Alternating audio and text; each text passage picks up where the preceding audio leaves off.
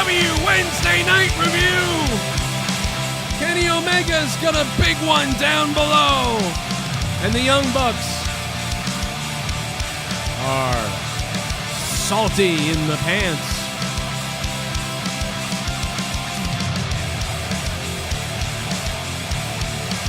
And what the hell are the Young Bucks dressed like right here? They're dressed like a homosexual bowling team, which is okay. I've got friends that do that, but they're not, from what I understand. They're married to women, but they are dressed like a bowling team that's going to go out and bowl and, well, butt pump, to be honest. But it's okay. I've got friends that do that, but I'm just surprised the Young Bucks are shopping at the same store, which is okay.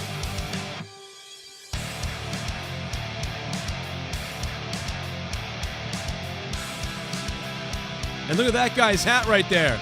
Tell me he's batting for the other team.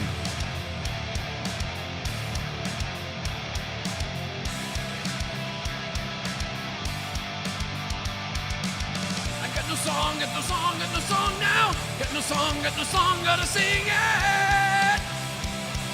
The crowd is sing, the crowd will sing for me. Gonna sing my song. Gonna sing my song. It was pretty funny. So it worked out the way, the only problem with the crowd singing to me, the only issue was it was just so telegraphed. You almost wish that they had said at the beginning, MJF came out and said, "You know what, Chris, you can't use the Judas effect." And then it would have been funny if, like, yesterday or the day before yesterday or something, he had gone on YouTube and said, "Oh, I got another surprise. Jericho can't use his theme song either." Up there.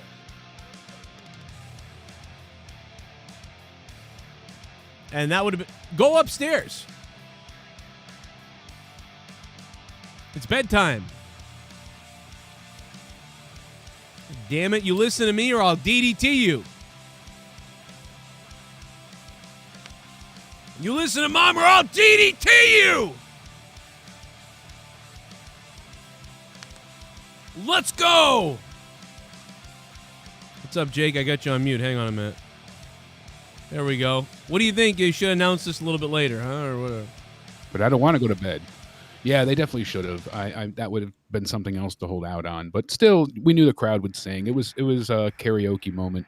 Doesn't beat the Guinness World Record of like 100 and some odd thousand people singing "Friends in Low Places," but still, you got 5,000, about people to sing Judas. So that was pretty cool. Still a fun moment to watch.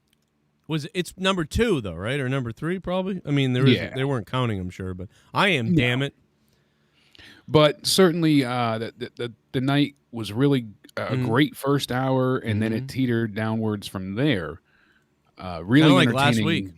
Yeah, they kind of have a habit of putting their best stuff on first. Well, but I figured this main event, it was safe because I was like, all right, the first hour was really good.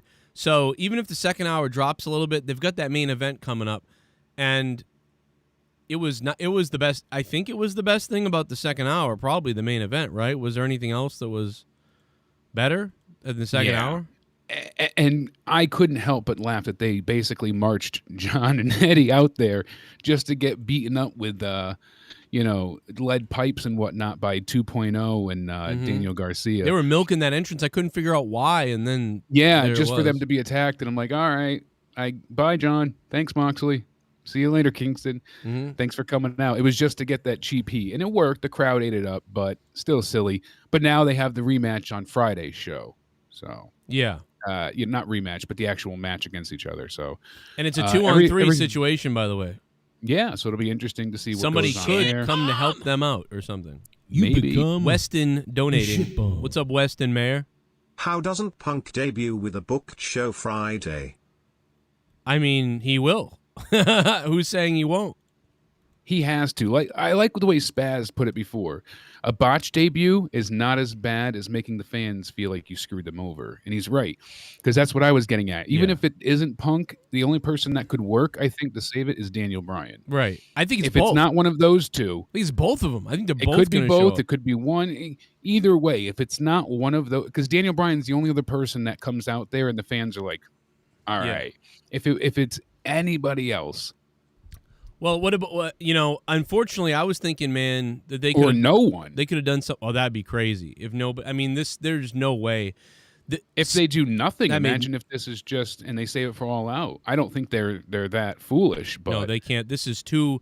Listen, we've said this 4 weeks ago almost. Like this you, is you had too telegraphed. It's Kenny way Omega too planned. was my favorite part of tonight because of the shirt that he had on. I mean, that's simply it. The chick magnet shirt.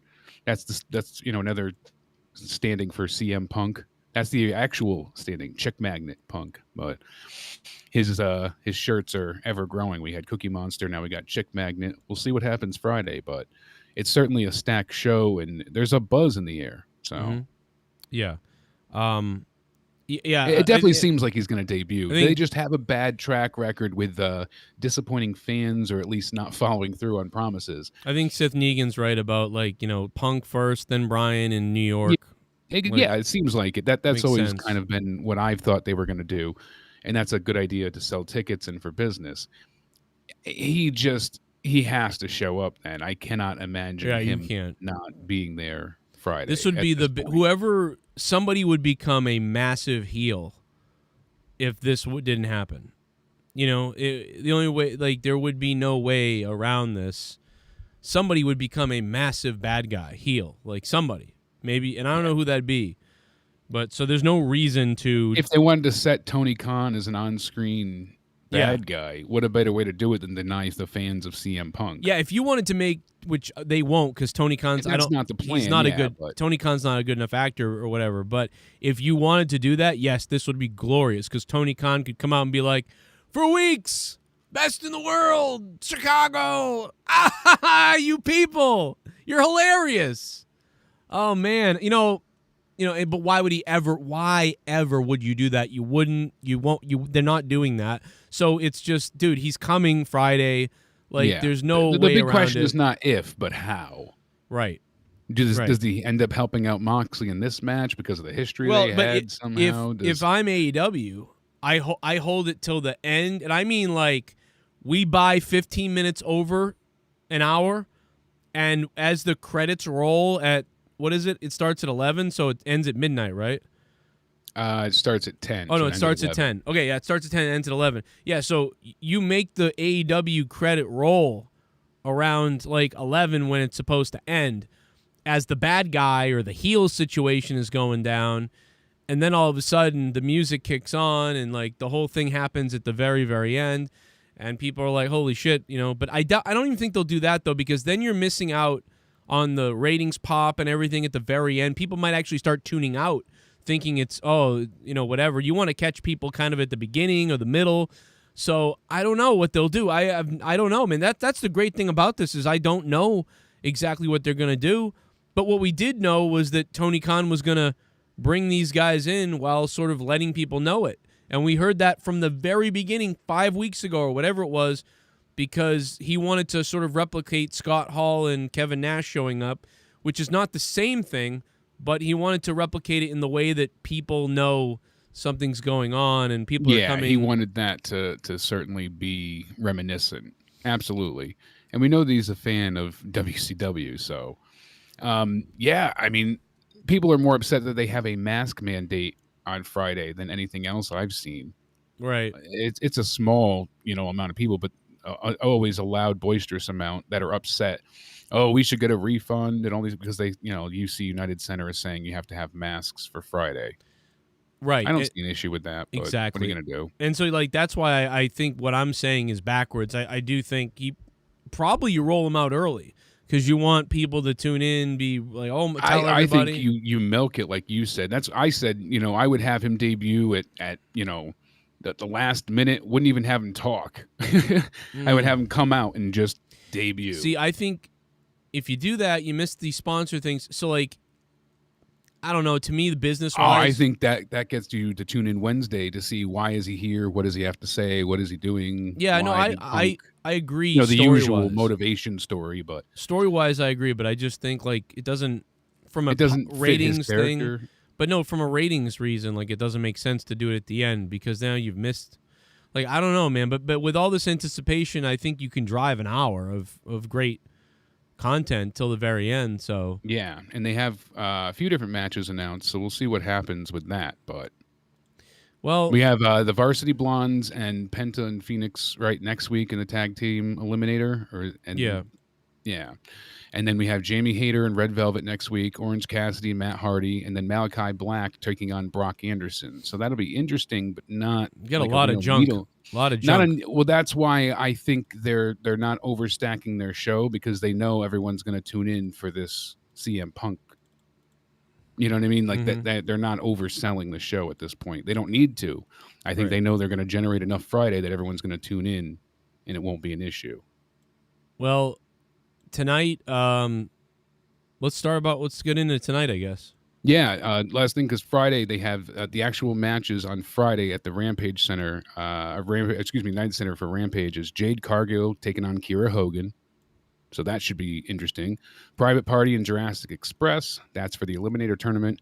And then Moxley is taking on Daniel Garcia. So Jurassic Express was hot as hell tonight with the crowd. I was almost hoping they had done a title change. For a moment there, it felt right. What? Still glad they didn't, but I got into the match. Wow. I was like, damn, these guys feel like champions. For a minute there, I actually was like, oh, wouldn't it be cool to see the crowd erupt if they won? Well, now they're going to have to go through this eliminator thing to do it probably instead. Yeah. So that's, I guess, I'm assuming that was the goal here. Screw them here. Big tournament thing, they got to win it, then they win. Probably. I don't know, though, but I'm just guessing. It's probably where we're going here. Hey, Joe. Bullfrog keeps kicking me out of scenes in StreamYard. He is threatening to tell you that I can't donate to you. You need to watch the live stream of all the times I've been in there. He was so pissed off at me for no reason. I give 0 fucks about that. I'm going to be honest. 0 fucks about that. I got to be honest. Darby Allin looking sexy. We will definitely play. Well, we'll go through the whole show tonight, but I mean, we'll definitely take a look at Sammy Guevara's girlfriend, and we'll rate her. No, I'm just kidding. I'm joking. Okay, I'm joking. Take it easy. She is quite funny. Oh my God! It's a turkey time, everybody! Oh shit! The Soundwave 92. What if they killed us and ate our children? What if the turkeys ate What if the us? turkeys ate us? What if they filleted us? If the turkeys ate us, if they had to hate us. But Thanksgiving was a little bit different. Instead, the turkeys ate us. They gobbled us apart, but first they'd eat our nuts, and then they'd eat our butt. The turkeys ate us. What if the turkeys ate us? What if the turkeys ate us? What if they ate our fucking nuts? Gobble, gobble, gobble, gobble, gobble. Gobble, gobble. Yo, who is this? Soundwave? Soundwave. Thank you, man. Instead of mashed potatoes, instead the turkeys ate. You are the top dog, baby. Soundwave, the top dog. Dan Lambert absolutely killed me with that promo. Wish he wasn't a heel though. Best I know. match was Sting and Darby versus 2.0. Sting actually looks in much better shape. Jericho tapping out was something I wasn't expecting. Possible rematch in the future. 6 tap. Yeah, I think he's going to come back for a big thing. 6 out of 10 from Soundwave. Dan Lambert was fire. I wanted to cheer for Dan Lambert. It's too bad they made him a heel because I was like, yeah, I agree with you, Dan Lambert. Well, that's what it is. He's speaking truth in a sense, But that makes him a heel. It's weird. Yeah, it's just the way he's coming about it because he's the invader. But bringing, Andre Arlovsky and Dos Santos, I mean, you got big guys, but of course they can't get physical. So how do they get around that?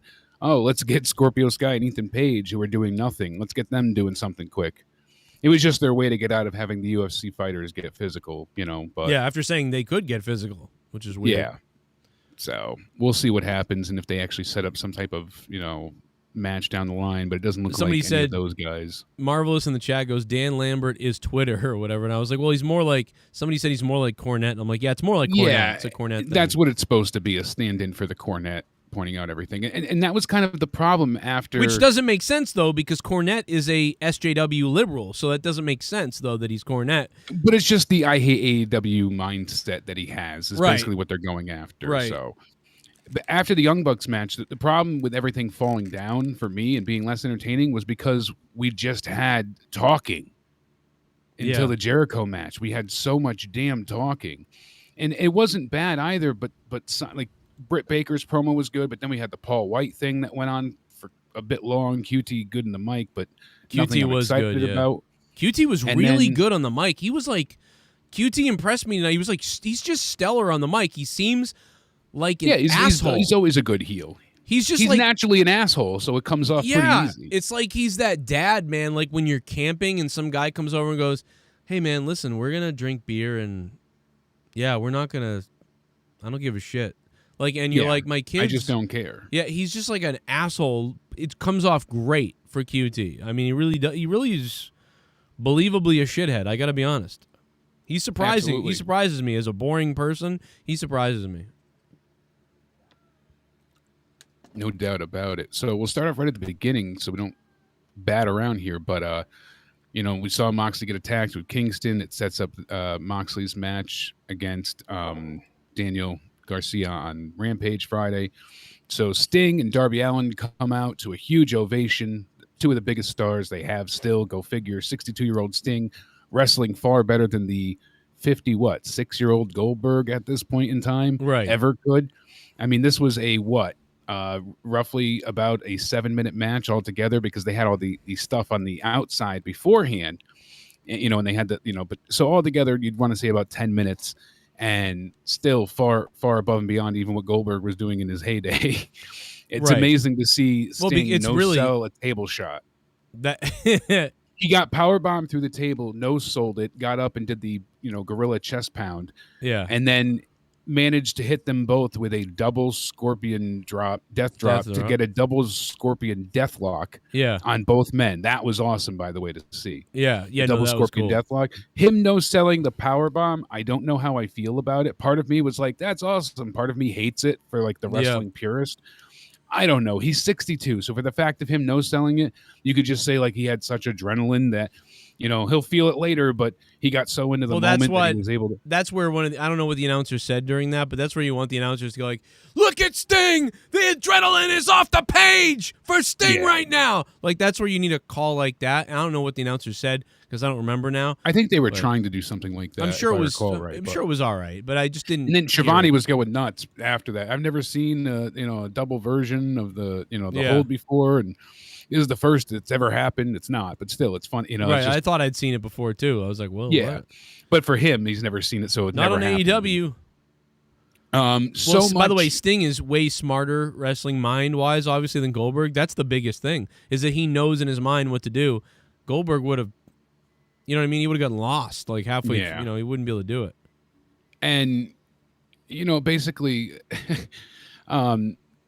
they were like I said, they were attacking Darby Allin beforehand, and he comes in to start the scrap, and from there it just was a total scrap because it is no DQ, and my God, they really beat the hell out of each other, and that landing that Darby took onto the skateboard, the double suplex onto the turned over skateboard trucks in the wheels, that was crazy. Fuck me, that hurts. Yeah, that looked ridiculous. So his spine going through the skateboard, like fuck? There's no way to take that safely. Like there is, you just take it.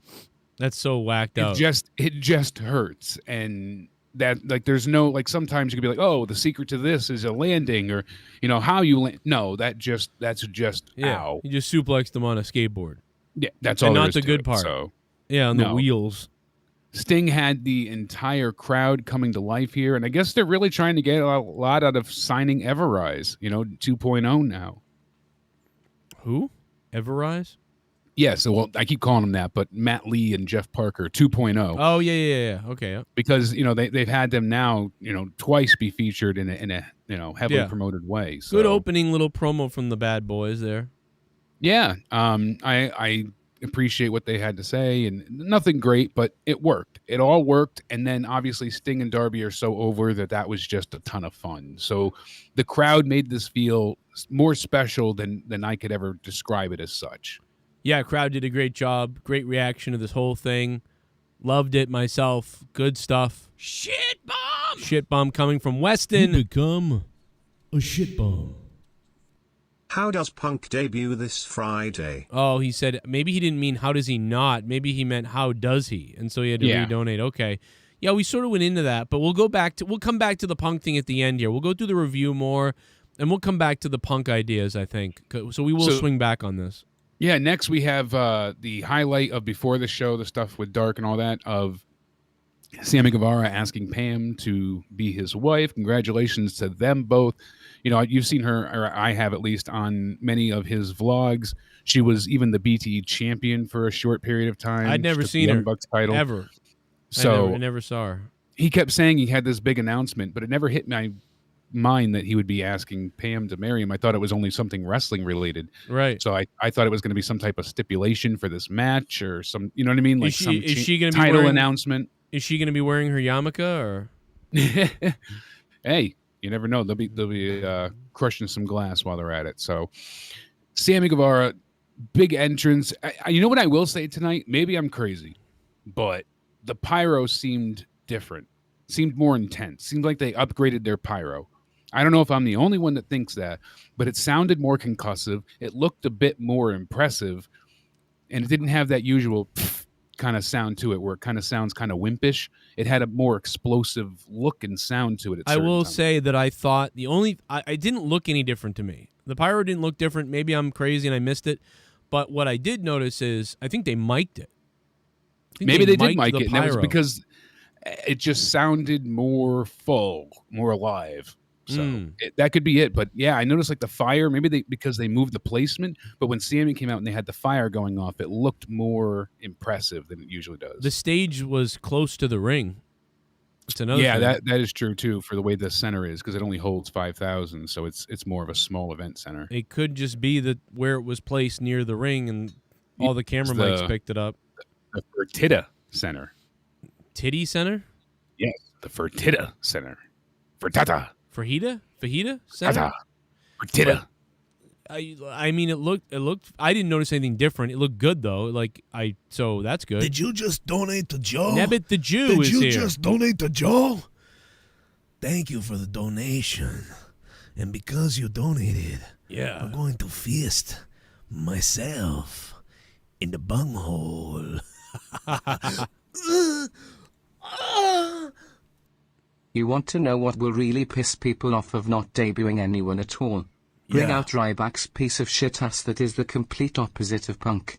Ryback would literally get murdered if he comes out Friday.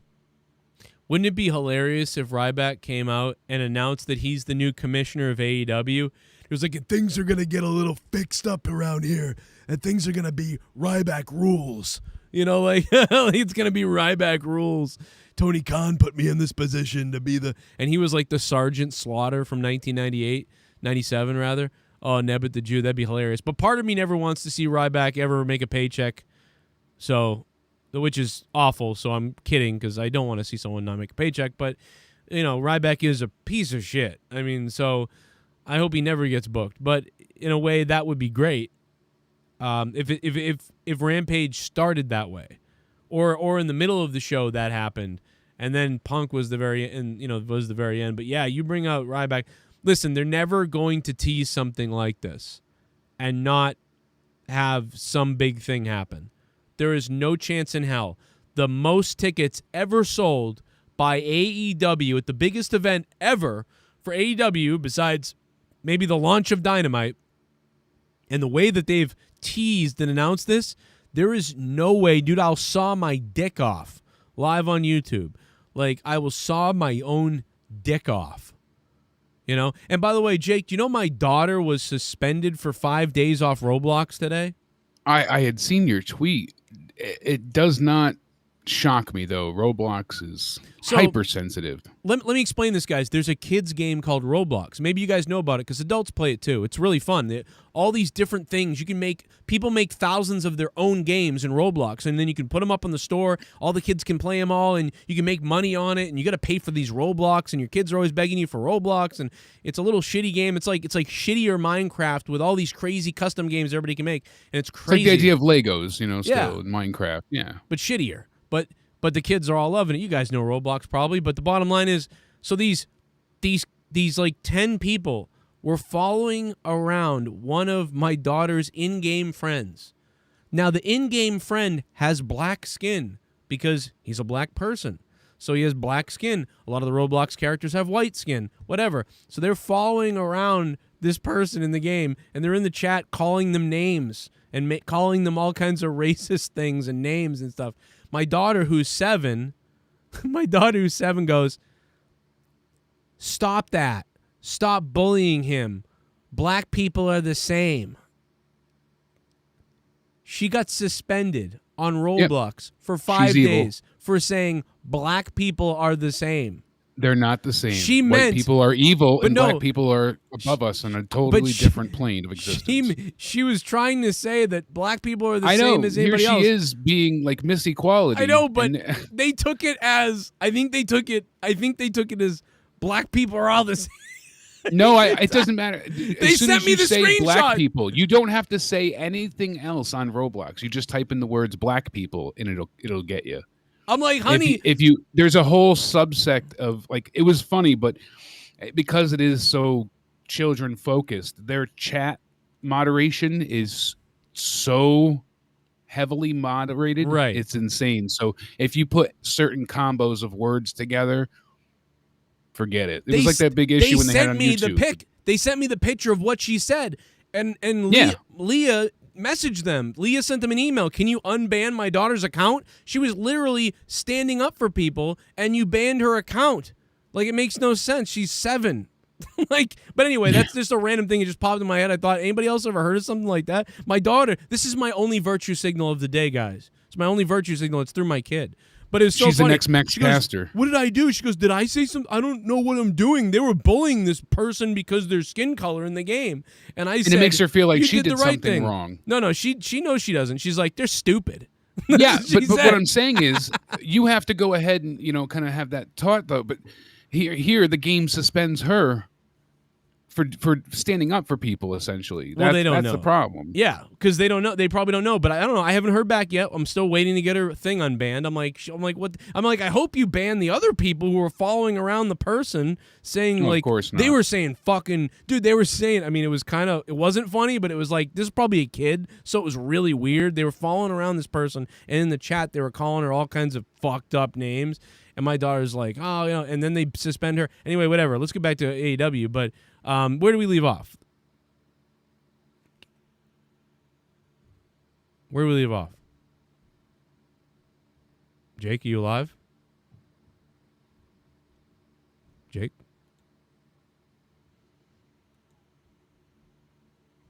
Jake? I think Jake died.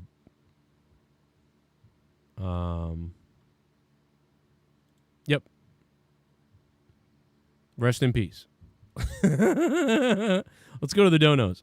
You donated Oh! $50. I'm gonna take my dick out because you donated $50. You donated $50, motherfucker boy. I'm a rich motherfucker. Joe, I took advantage of the whole fiasco in Haiti by financially scamming unsuspected victims by offering them rides to the United States, but I leave before they notice I'm gone and I raid their country because I'm a pirate and that's what I do.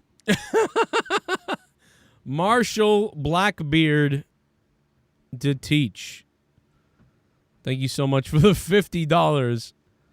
Well, that's not a bad idea in Haiti. You know what I mean? There's a couple thousand people dead. The buildings are all falling down, and I mean, if there's a scam to be had, I guess you'd be the one to. What you should do is you should start trying to tell all the people in Afghanistan that you have a private plane to get them out of there, but it will cost them a certain amount of money. wire the money, and then they have to wire the second half of the money after you drop them off, and then get them to agree to that. And when they give you $1,000, then tell them they owe you another $1,000 when you land, and they say okay, and they give you the $1,000, and then just don't show up. Shit bomb. It's a great idea.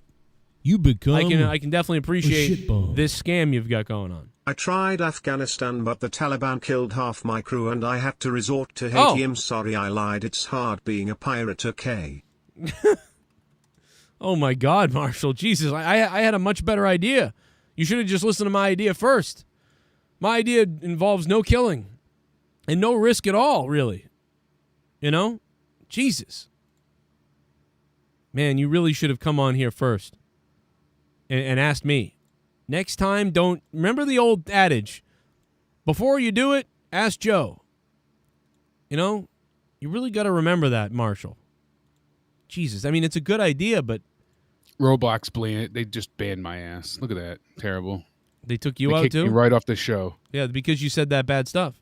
I did. They heard Naughty, what you naughty. said, and they were like, nope, you know what, you're not going to say that. Marshall, thank you for $50, by the way. What a big Thank you, Marshall. blast Chiming off. in twice. He should have listened to you, though. I know. Did you just That was a great donate to idea. Joe? I had it down. Did you just donate Oh, to Joe? Pornhub. Oh, Pornhub, yeah. Thank you for the donation. Oh, I'm talking And about. because you donated, I'm going to fist myself in the bunghole. Yeah, I stole the idea from the Clintons. Clintons had a good idea. Yo. He says, Pornhub would like to announce the signing of Penelope Ford to an exclusive contract after this match of the year contender. Expect great content for her in the future. Wow, Penelope Ford. Effective immediately. She is all elite with Pornhub. She's all inside. I can't wait. I mean, she was a fucking garbage mess in the ring tonight. Yeah, Penelope that Ford. left a lot to be desired. Even Thunder Rosa couldn't save that one. Dude. And that's part of the reason the second hour was so bad, because we had all of these talking promos. The Dan Lambert, the Big Show one. Then we had that crappy women's match. We had the backstage with Penta. Then we had that Taz segment. What the hell was that? What the hell was the Taz segment? What the Then we fuck had that was Moxley that? promo, which was just another Moxley promo. It's a typical hot-headed, flared-up Moxley promo, but he crapped on everybody from Christian onwards. Kind of amusing, but hey, we'll see what happens with that. Still, it's just another typical Moxley promo. It's setting up Friday. It's good. It's just very similar. And then we had Jericho lose in the end, so kind of looked silly in a way that Jericho stopped to use the Judas effect, even though MJF, hit him and the ref was still distracted. Like, he had the chance, so he should have just done it. But why not go for That's all what I the didn't other get. finishers you've had throughout the years? That's how I thought they were going to get away with it, was he hits the Judas effect, referee missed it, and he gets to win that way. So you're like... Yeah, and then MJF is like, oh, you cheated to win, but you still beat me. And yeah, now it's just done. So do they have a match at All Out, or is this it and it's over? Very underwhelming with that, having Jericho tap out as well. I'm surprised at how they... I mean, I get it, because it does make sense in a way, but... Because I think I said this, I believe, a couple weeks ago. I said, well, Jericho's going to get to face MJF, then he'll lose. So I expected it the whole time. But there was a part of me that was like, nah, Jericho's going to go over after all this shit. Or there'll be some big interference. I mean, everything else he's dealt with was worse compared to this match. Honestly, I thought it'd be a screw job, and then they'd have the match at All Out, like you said. Like, there'd be some kind of screwy bullshit at the end, and it was really all just... And then that way they can have that last match again still. But I guess I'm surprised. And maybe it's because he's got to have surgery and he's got to get out of here. It's the only thing I can think is he was like, I know they got the Fozzy tour coming up beginning of September but you're not going to have Jericho at All Out? That'd be surprising. That would be surprising. So, yeah, D. Welsh said Fozzy begins September 2nd. So, I mean, but he's had tours before and he still made it. So you never know with Jericho. Going back really quick. He's nuts, dude. He'll take a plane in the same day to get there. He's crazy. Indeed, he has. So he's taken multiple flights. That's why he has his own private jet. He's out of control, man. He don't give a shit. He'll do 3 different things in one day. Jericho literally, like, you want to know what it takes to succeed? Like Vince McMahon and people like that. Triple H is another guy like this. The Rock, Triple H, Vince McMahon, Chris Jericho. Why are these people successful? Because they're fucking on Adderall. Yeah, they're constantly Right, going. They never stop. They're so driven, it's insane. And Seth Negan, yeah, we'll talk about that and Out of Nowhere tomorrow, as well as a few other things. But Jim Ross saying AEW doesn't need any more titles. Bobby Lashley wanting Goldberg's part-time schedule. We'll also talk about how many matches Goldberg has left in his contract. WWE's special musical guest for SummerSlam. We'll talk about the details with Sasha Banks and Bianca Belair, what's going on there, the plans with Finn Balor going forward, how Jerry Lawler and Enzo's casket match went down. We'll talk about that. That was hilarious when I saw they were having that. I almost died. Yeah. I was like, what? It was very entertaining. So we'll cover that. We have NXT viewership numbers. I mean, that's down by over 100,000. So that's got a lot to be talked about. Updates on the Evil Del Rio. Come to find out, Bo Dallas actually had a broken neck. He broke his neck 2 years ago, the last time he was on television on SmackDown. And it was a B-team segment involving Braun Strowman. So he said, I had a broken neck in that segment. I got time off after that and to either re-break my neck and wear this whole construction thing, so they would have to take me out for over a year, or my neck had already started to heal incorrectly. But it started to heal, and I had the opportunity to rebuild the muscles around there and strengthen those. So we'll talk about that and why he didn't end up getting to come back, as well as Brian Knobbs' update. You know, he looks like hell, not doing too well, so we'll let people know what's going on there, and so much more. CM Punk info and TNT's big plans for Friday. They have their own promotional merchandise going on with TNT, and they have promos being built up and all sorts of stuff. So it's going to be its own little holiday. Yeah, I mean, listen, this is going to be a hell of a week. Tonight was fun. Nice show tonight. And then, you know, the fact that we're getting Rampage Friday, and after SmackDown will be like dude, Friday night's going to be nuts. It's going to be SmackDown, Rampage, into wrestling talk Friday night, into Monetize This. You know, the roast of Bullfrog, right? And then we're going to, I guess, roast Bullfrog. I mean, I almost wonder if, Monetize This shouldn't have taken a backseat to Saturday, but, I'm not sure. But Saturday is SummerSlam. So you can't do that. So, listen. Sunday's NXT TakeOver. Monetize This is going to be wrestling heavy. That's just what's going to be. It's going to just happen to be one of those. You can't not have it with CM Punk coming back. So exactly. And say hi to our producers down below. They are scrolling through. Thank you to the $25 producers, man, down below. Anything else? Oh, Penelope Ford was terrible. Yeah, I wanted to go back to the Sammy match. So they did a great job with Tully on the outside, having the assisted, basically the pile driver. That looked great. Then they go ahead and they have, Sammy and Spears on top of the corner turnbuckle. And, of course, Guevara is just white hot babyface, so over with the crowd. Everybody's already cheering him. And then Spears flips him off, and then he gives this great RKO cutter from the top. Huge near fall. Spears comes back, gets him with a Death Valley driver from the middle rope. I was like, wow, that could have been it. Looked great. Crowd is still so into it, chanting Sammy, this is awesome, everything. So now Sammy goes, and he sets up for his own DVD, and then he gets back out. Spears is going to put him through the guardrail. Then Sammy escapes. Sammy puts him through the guardrail and basically does a DVD of his own onto the guardrail. And then it was like, wow, the spine went straight through the guardrail. Goes ahead, gets him back inside, does a 630 splash. Kicks out. My brain kind of broke yet again, just like the last time Sammy had the match with MJF and he took the second rope tombstone pile driver. Same thing here. There was no reason Spears should have ever kicked out of that. He won the Stadium Stampede with the 630. Everything, it was just so bizarre that. So he takes his knee pad down. Either he should not have done the 630 there and should have done everything else he did with the knee blast, flip him off, one more knee, and then the whatever he calls it himself. It's his own version of the upside down GTS. But he did the feast your eyes that what's his face does. That wasn't it basically the move that my buddy from Worcester here does in WWE. Now he's in the. You know what I'm talking about? Yeah, I'm drawing a blank for names, but I don't know. I think it was his knee that busted Spears open. It was his knee, but it was like that. It was like a mix between that and it's like Feast Your Eyes and the GTS. It looks the same thing. It's what's his fucking goddamn name? They changed his name 70 times and he's got a funny name anyway. He's one of the tag team partner with the big guy in the group that Dijakovic. Thank you. Jesus Christ. I kept thinking T-Bar, Dijak, Slapjack, Slap Nuts, Mace. Oh my God. Couldn't think of his real name though. Dominic I couldn't think Dijakovic. of it either, man. It's stupid. Because they keep renaming people. Yeah, Don't I was mind like, if I do. Right. T-Bar. What's There we go. my name? T-Bar. T-Bar, baby. It's a whole new game. Oh shit. Duncachino. You want creamy goodness? I'm your friend. Say hello to my chocolate Blend.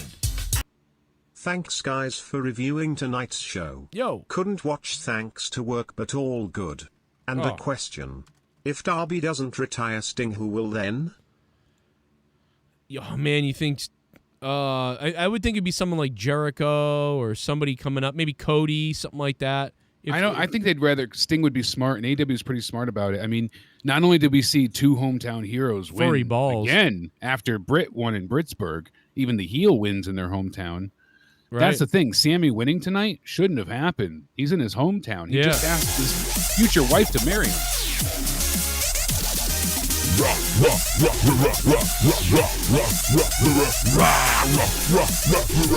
I'm gonna be the commissioner. The friggin' commissioner.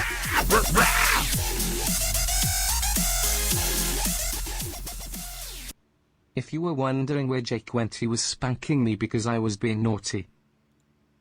Oh, good God. Joe's male sex slave? What the hell? It was my slave, but now they swear their allegiance to you. So oh my God. I had to smack him around a bit and put him back in the basement. I'm going to throw up, bro.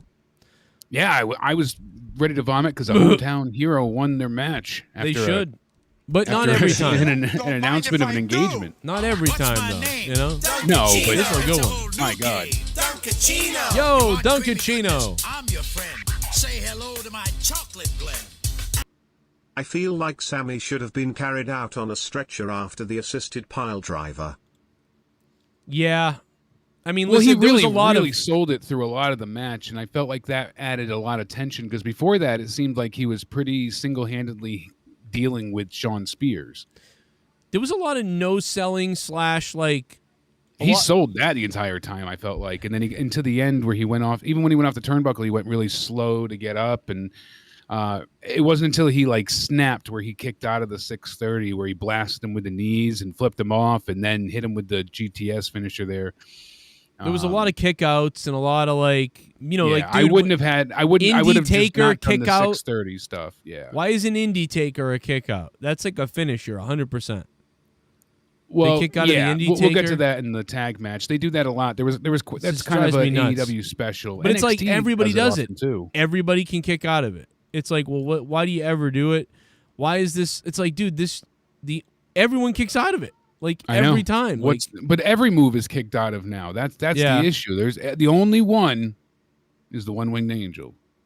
That's a good point. That is the only That's move. the only protected finisher in all of wrestling right now. Not even just AEW. It feels like in all of wrestling, in Impact, AAA, all of it, they respect the one-winged angel. Right. No. Yeah, we still don't have much of an update on Max Caster. I don't know. We don't know. We don't know what's going on. I'll tell you, my honest opinion is this. They saw this controversy. They kept him off TV. They said, we can't let anything get in the way of what's going on in the next couple of weeks. We're going to keep you in the back and off for a little bit. And so you're going to know in the next couple of weeks. If he's not back in the next couple of weeks, then it's two things. One, the rumor is true that he got suspended for 2 months, or 1 month. I don't remember what it was now. Actually, it was 2 months and a 2 month suspension with the pay donated and allegedly, and as well as the sensitivity training. Right. So then, if he's not back in the next 2 weeks after this Friday, then you know that he's either suspended for 2 months or he might be gone. We don't know which one of those things there are or which one it is. If the guys that busted open weren't pussies, you would think they would ask Tony Khan. Like, hey, Tony, everyone's wondering what the hell's going on. Want to tell us? Or could you tell us? No, they don't even ask. Why? Because they're told not to ask. Yeah. So we don't know. They're not going to address it. They're not going to ask. They're not going to address it, I guess. So we're just going to sit here and wonder if we should be angry or not. And we don't know if we should be angry or not. That's the problem. And I asked Tony about the pyro. I doubt I'll ever hear back. But hey, we're not going to hear anything about Caster. That's for sure. No. And it's funny how the only ones that officially reported that he was suspended was Ringside News. So. Right, and they're about as trustworthy as a goddamn child abductor. So absolutely, yeah, they're sometimes not exactly reliable. Shit bomb. Oh, here comes another dono from You become our buddy Cody Mastro. Oh, shit. Sucks I can't make these weekday late night shows cause work so early in the morning. Yeah. Just wanted to show you guys some love. Thank you guys. Well, I love you, Cody. Thank you, and I hope I get the tape of you and your wife soon. Sorry. Hey, she wanted to go after the title the other night. I didn't even see that tweet till today, honestly. Oh, really? But, oh, my God. Yeah, Janelle wants after to monetize this Janelle title. wants the belt. I guess I got to get the belt to defend the belt. Let me tell you something. If Leah can win that belt, my fucking dog can win that belt. You know? Yeah. What's that Janelle say can about definitely Janelle? win the belt, yeah. I'm sure she can. I want to see her wear it naked with nothing else, just the belt. Oh, and like a bra. That's a bit of bribery, you know? I definitely lose then. Oh, my God. She promises to wear the belt and nothing but the belt. I don't think I have a chance in hell with this audience. Imagine her wearing just the belt and then like a bikini or something. No bikini, just a belt. Stick with it. Well, I mean, I know, but you can't do, you can't, Side boob for the win.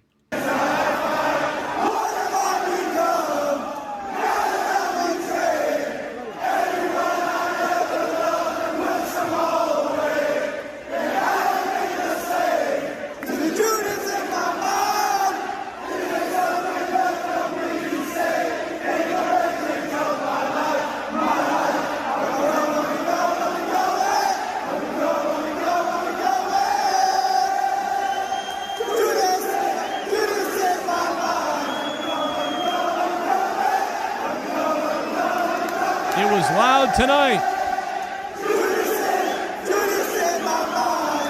It's funny they had some fans there with basically cue cards for the lyrics. That was funny.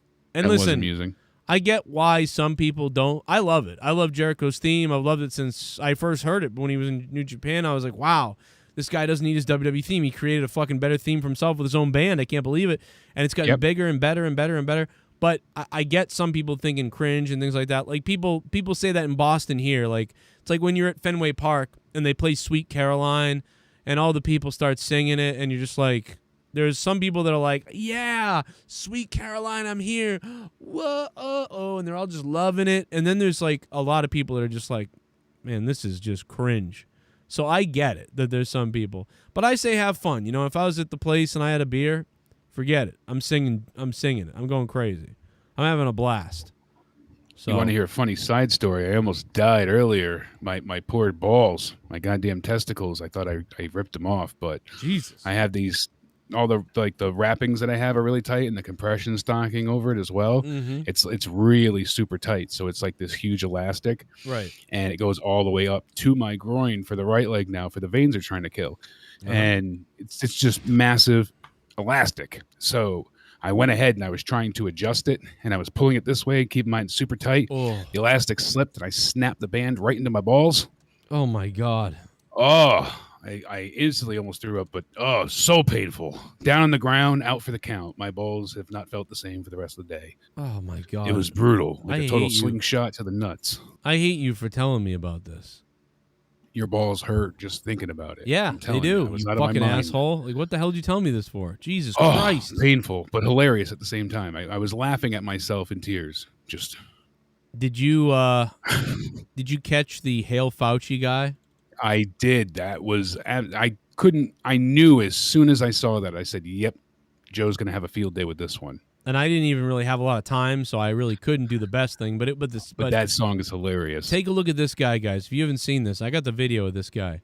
This guy freaks out at a meeting about, I guess, like COVID passes. I will be asked, how many vaccines have you had?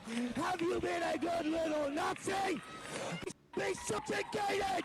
They will be asked, how many vaccines have you had? Have you been a good little Nazi? Hail Fauci! Hail Fauci! Hail Fauci! Hail Fauci! There's been a lot of talk about Now he goes, there has been a lot of talk about, like, dude, I'm like, this guy should be a wrestling manager. Like, right now. That would be a great intro to like a, an Ozfest band coming out second stage. Dude, get like that on tape. No, this guy should be coming down at WrestleMania. Like this guy. Oh, should I be, know, but he's like, got wrestling manager written all over he's got him. Kind of Chief Jay Strongbow kind of like vibes. Like he should be a manager for like the Viking Raiders. Do you think that the 4 feet of marble that holds you above high in this chamber will help you from the fate of humanity which you are unleashing? No! It won't! Your children and your children's children will be subjugated!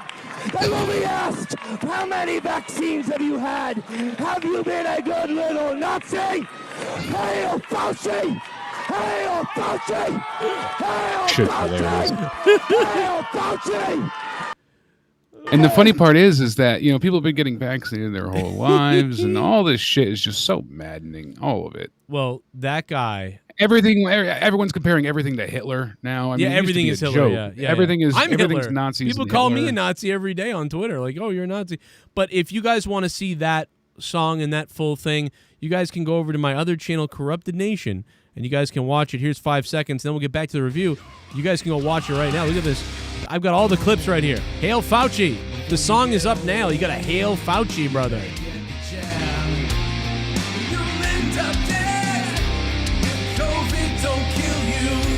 Government just might. You better get in your car and get the motherfucking goddamn jab tonight. Fauci! Have you been a good little Nazi? Fauci! Have you been a good little boy? Fauci! Have you been a good little Nazi now that you are unemployed? Fauci! Have you been a good little Nazi? Have you been a good little boy? Fauci! Have you been a good little Nazi? Hail Fauci! Hail Fauci! Have you been a good little Nazi? That guy's every time. That guy is just the best sound team in the month. I just love saying that getting a vaccine, I mean, no one's forced it in a sense, but getting a vaccine is what happened, comparatively to the concentration camps and what those people went through. Well, I think what it is it's where everything begins. There's a beginning to history. Tell them blow it out their ass and get the shot or go somewhere and go to the moon at this point. Fuck off. Okay, you're a Nazi. That's right. Everybody, guess what? If you ever want to do anything, you're going to have to get this shot going forward because they made it mandatory pretty much for everything anyways. Well, that's called being. And it's funny because it's called being a sheep, Jake. It's called being a sheep, Jake. Measles vaccines and all of these things that we've our kids, my kids, eradicated for years. Our kids had to have the vaccines. We had to have vaccines. It was never an issue, really. Well, and then they started this whole it causes. No. This faded. This is a rally against passports. That's what is it though? Guy, yeah, that's what that guy's mad about. That's what the meeting was about. Was the passports? This was more or less because he was talking about the Nuremberg numbers and how you're going against because the Nuremberg trials international law. I think so. Well, that's basically doctors saying they'll do no harm, and that they won't force anyone into any clinical study. They're saying this is forcing them into action. Well, hopefully, I'm getting mine tomorrow, so I'm hoping I get that spike protein, and if I die. It'd be really. I think it'd be traumatic if Joe Cronin died of the vaccine tomorrow. Wouldn't that be crazy? Imagine if I could just get that spike thing that happens, and my cells explode and I die, and everybody's like, "Where's Joe? Why is he on Friday? It's Rampage. Let's go." And then Leah has to make a video like Joe's dead. But no. So I don't know. I don't even care about the politics. I like that guy's standing up though. Even if I don't really agree with him, I like that he's standing up and. Let him make a jackass out of himself. Well, no, because that's California. That's California. There's psychos over there. So, I think it's good. I hope they are scared over there. I hope the government is scared. Be legally rob the fuck You know, out of every store up to $1,000. Yeah, they don't care. They're like, cool. Like, let's just have everybody get robbed. You can just rob the stores now, but you have to get the assaulted by homeless everywhere you walk. You have to get the vaccine in order to do anything, but yet you can go rob everybody, and that's okay. It doesn't make any sense in California. The water in some areas is so polluted due to homeless, fecal matter being in the streets, going into the sewer grates, that the fish are now high off of the drug urine going into the sewer. So the trout are becoming addicted to meth. That's how bad. That's awesome. I mean, you ever seen a fucking fish on meth, bro?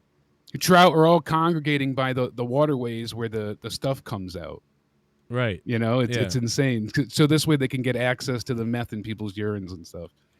Listen, that's California.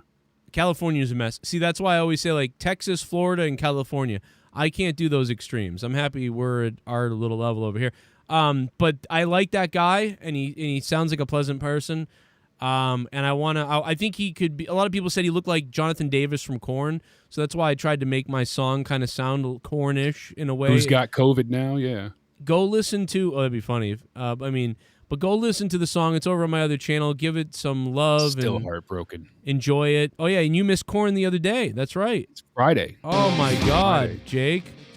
You poor bastard. Anyway, we got to get back to the review. First time to actually get to a concert with Danny ever. I'll probably be dead by my birthday, and here we go. Gonna miss it. Look at this. Oh, my Trying God. to check off everything off my bucket list with my daughter as I can until I vomit myself to death. And they got to go and get COVID. Come on. They'll be back in 2-3 months. I guess Aaron Lewis wanted to cover and sing for him, and they didn't want to do it with the tour. Oh, that would have been fucking awesome. That would have been so weird that it would have been awesome. Exactly, for a one-off. Come on. I heard I've seen him other people fill in for other bands before. Aaron Lewis did a Korn cover. Remember that? Stain did. Need to.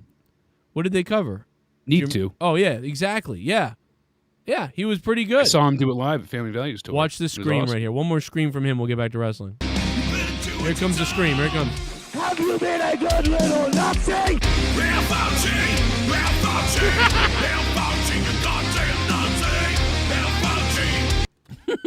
So catchy. That's going to be my entrance music in AEW. I love it. I'm going to come out to Hail Fauci. Hail Fauci, Hail Fauci, you goddamn Nazi. Grab you when a good little Nazi. Grab you when a gun can shake. Grab you when a good little Nazi. I mean, I think AEW will love... Actually, this should be Dan Lambert's song. This should be Dan Lambert's song. Tony, hit me up. Have you been a good little Nazi? Have you been a good little sheep?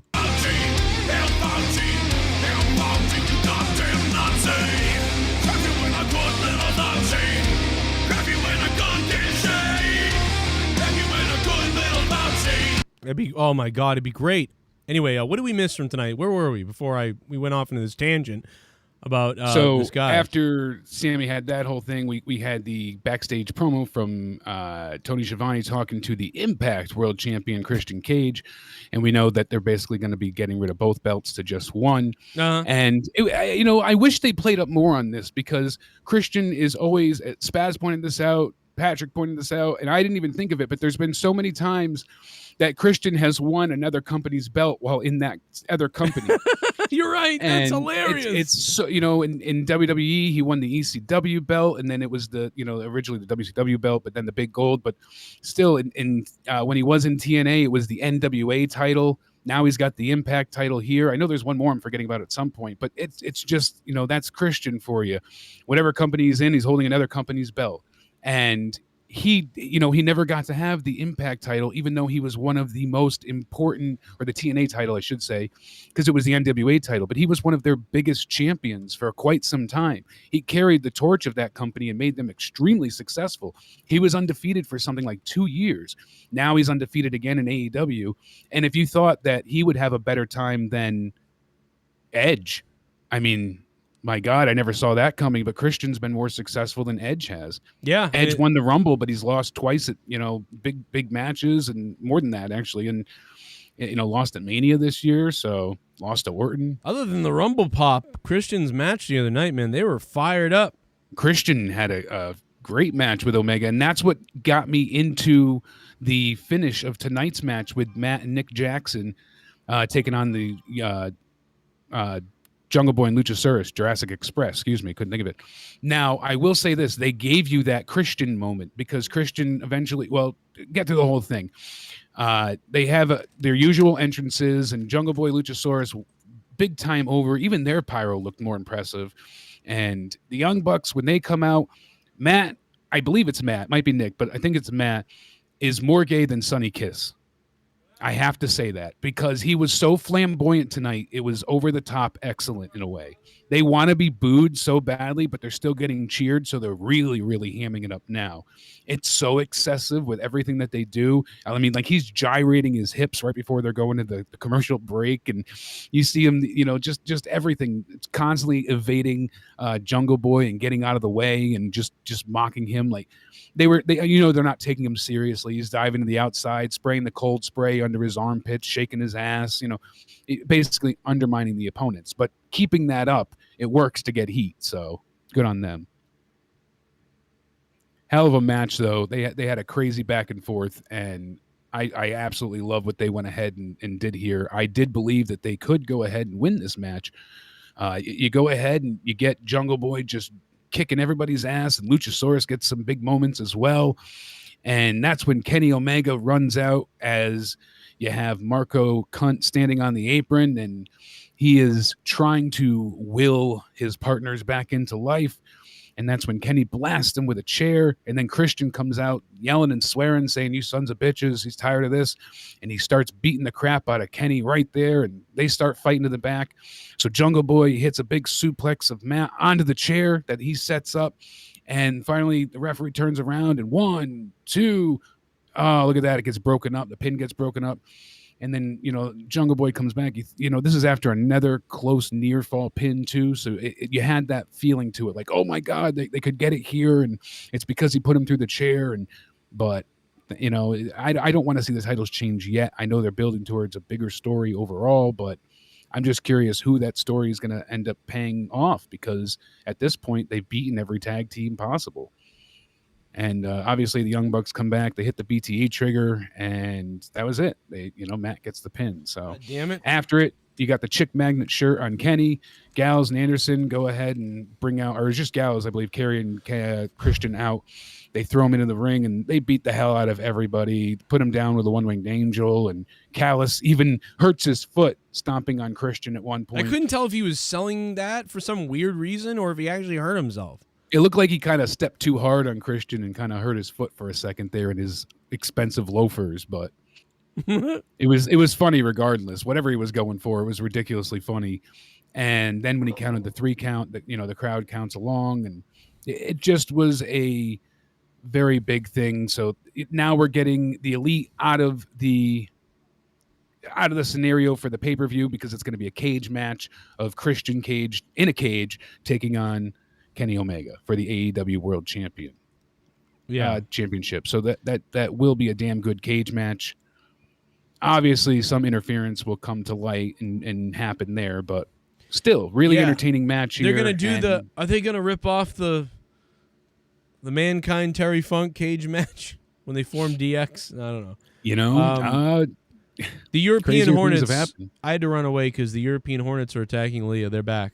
Oh, Jesus. That's 3 years in a row. Guys, 3 years in a row. These fucking things show up at the end of July or the end of summer every year now.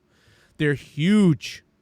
They're almost the size of the killer hornet that they talk about, if you look them up. Yeah, those things are pretty damn good size. So I hate insects. I told Leah, I'm like, go out there and turn the bug zapper on. And she goes, I'm not going out there. The first year, I know why they're here, too. We have this bush out back that just bloomed, and it's filled with bees. And I'm like, they got to be in going for that. But they're attracted to light, extremely attracted to light. So there's got to be something they like in that bush then. Oh, yeah. No, it's the only thing that's bloomed. It's big killer bloomed. Bee pussy in that bush. If anybody knows the kind of bush I'm talking about, it's like these big, like, flowery cone things. That 70s porno bush. They turn white now, then they turn pink, then purple, then blue or something, and then brown, and then they die. Blue bush. It's a crazy bush. Sounds crazy. It's a great bush. It's better than your mother's and Barbara and everybody. It's a bush on acid, apparently, because it's all sorts of friggin' Technicolor. The fucking European Hornets, they send out seekers at nighttime, and they're extremely attracted to light. And usually if you see one there was like about 12 of them that are somewhere because they all work in groups together of like 5 to 12 or something like that. And 2 years ago, when I realized they're attracted to light, and that's why they're hitting my house because I'm up so late, I leave lights on, and they're banging into the fucking house like crazy. And so I bought a huge bug zapper. And you guys remember this. I actually streamed it one night. I put it outside. This fucking bug zapper. Leah's like, there's going to be a fire out there. Because every second it was like, and then they flew into it. And sure enough, they'd fly into the bug zapper, get zapped, and they wouldn't die. They'd fall on the ground and be like, and then they would like get up and they'd be okay, and then they would die. And it looked like a horrific death for these bees, but they're dangerous because they sting you over and over again, and they don't stop, and they attack you, and it's fucking crazy. And I'm an idiot. I had that backwards, by the way. It's the tag team match in a steel cage, not the main event. I thought it was AEW title, but apparently I heard wrong when they were backstage. So it's because Tony told them, and they started to freak out at the end. I thought he said cage. Nope, wrong cage. So it's still a cage match, but it's still cage. It's Lucha Express. Whoever wins for the tag team eliminator tournament. So Private Party, Varsity Blondes, Lucha Bros, or Jurassic Express. The winner gets an AEW World Team Tag Team title shot at All Out in a steel cage. So there won't be any interference. Okay, there you go. Okay, so that's the tag title match. And so that's supposed to be Jurassic Express, I believe, going against them. But everybody has some claim to the belts. Varsity Blondes could also be another face team. The Lucha Bros isn't a bad choice. But still, they've beaten all these people before, so it just doesn't feel overly interesting. Okay. Paul White, he's making his wrestling debut for AEW at All Out. His promo package, whatever you want to call it, came out next. They recapped it before, and QT comes out and says that, he's got Kamaroto and Solo, but not a Go-Go with him. And there they are. We're going to show that you don't have what it takes anymore, Big Show. Look at all these x-rays. Look at all these, hip replacements you've had. You've had 5 surgeries in the past 18 months just to have a semi-normal life like you used to have. How are you going to wrestle? And Big Show says, I'll take this, 5 pounds of metal in my body and shove it up your ass, basically. And you and I, we have a match. And QT looks all wide-eyed and afraid. And it was goofy. QT's good. He plays that prototypical heel. He's very good on the mic. I don't really go nuts for him in the ring. He's a trainer, though, so he's got, a non-unique style. He's just very he's that, universal remote of wrestling people. Like, he fits in with most people, and he can kind of adapt to whoever he's working with, but he doesn't stand out. Right. You'll get something good out of him, but there's nothing that you're like, wow, that was spectacular, unfortunately. He is good as a heel, though, because he just seems like him amped up a bit more. It's just more of a, him being an asshole. Right. Yeah, then he's been good with it, too. Yeah, exactly. So we'll get the match. I'm not excited about having Big Show in a match in AEW. Are you looking forward to it? I mean, I like him better being there, being a commentator, maybe getting involved and choke slamming people every once in a while, but I don't have any interest in a match. I don't mind him having a match, and that's fine. I just don't need a big build up to it. Just have him come out and be like, how about tonight I do this, and then have him do it. There's no need for a build up to me.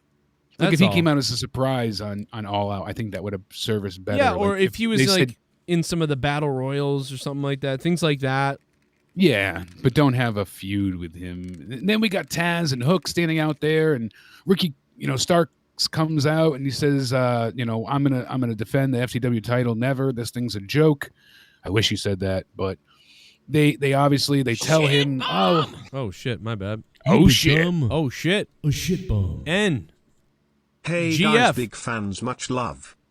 Yeah, oh, shit, NGF man. 25. NGF dropping $35.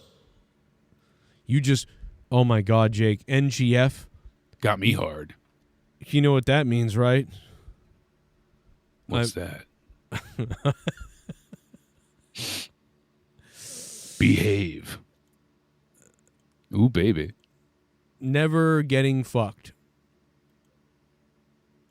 How about that? Funny enough, I saw that scribbled into the back of a truck the other day. Nobody's getting fornication. Sounds about right. That's what the rule Bullfrog lives by. Never getting fucked. No girls Fornicate. No girls fingered. That's what it says. No outside girls of fingered. That's better. I like that. Yeah. Nothing. That's the sign above the women's changing room at the YMCA. But nothing gets furry. Now you're talking. Nasty girls forever. I like that one. That's Nasty even girls. better. NGF. Thank you, NGF, for the $35. Hell yeah. Sorry, I had some fun with that. Speaking of nasty girls, we got the one and only Penelope Ford, who's been signed to YouPorn, apparently. Hell of a contract there. But Thunder Rosa beating her ass, hits a great, Death Valley driver. And then Ford kind of hits this gut buster and then hits mission. And I'm like, that doesn't look great at all. And then Rosa escapes again. I counted 5 half-assed moves by Penelope Ford. Yeah, I'm sorry, but it just was not what it could have been. Thunder Rosa was good here, hometown essentially for her as well, adopted hometown, and I liked her gear, that was cool, but not a great match. I'm sorry. Then after this, I heard she had a good. Anderson. To be fair, someone told, she had a good match on Dark or something. I was like, yeah, okay, this looks terrible. Yeah, this is not. I know Penelope Ford has had some decent matches in the past with things, but so far her and AEW has not been impressive. You can't go off of. I do it all the time too, even with Malachi Black. You have to go by what they've done in the company, really, and then that's the thing. And we know what they can do, but it's not always what they're capable of. It's what they give us. So yeah, Miss Penelope Pitstop did not deliver. Stone Roses is right.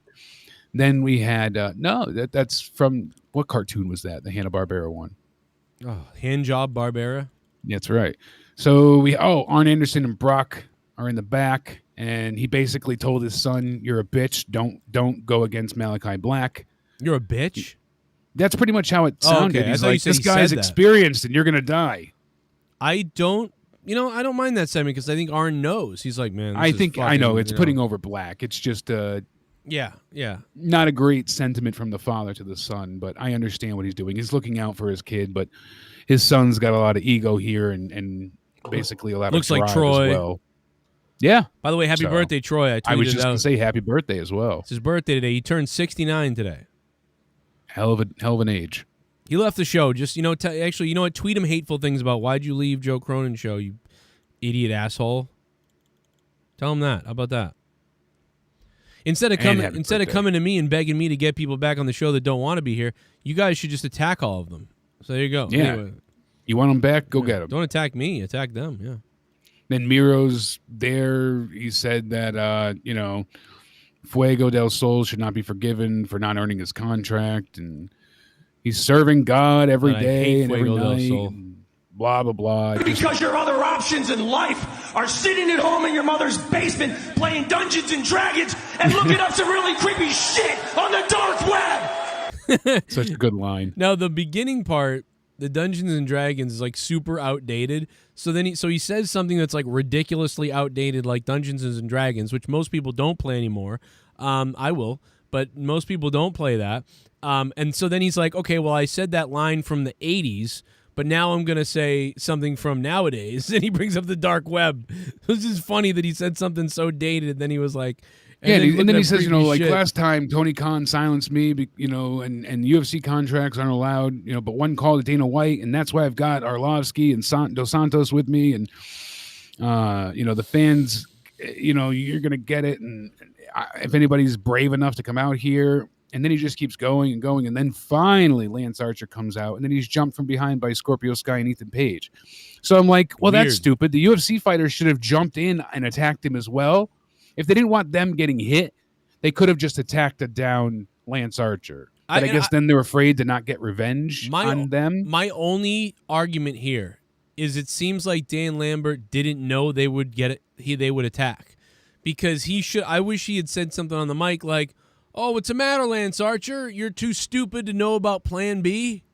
Like, or you don't know, you know what I mean? Like, you're so one-dimensional thinking. Like, you're just like all these other people, or something to where like, oh, see how smart I am, that sort of thing. And he didn't really do that. And I wish he sort of did something that was like, pretty smart, huh?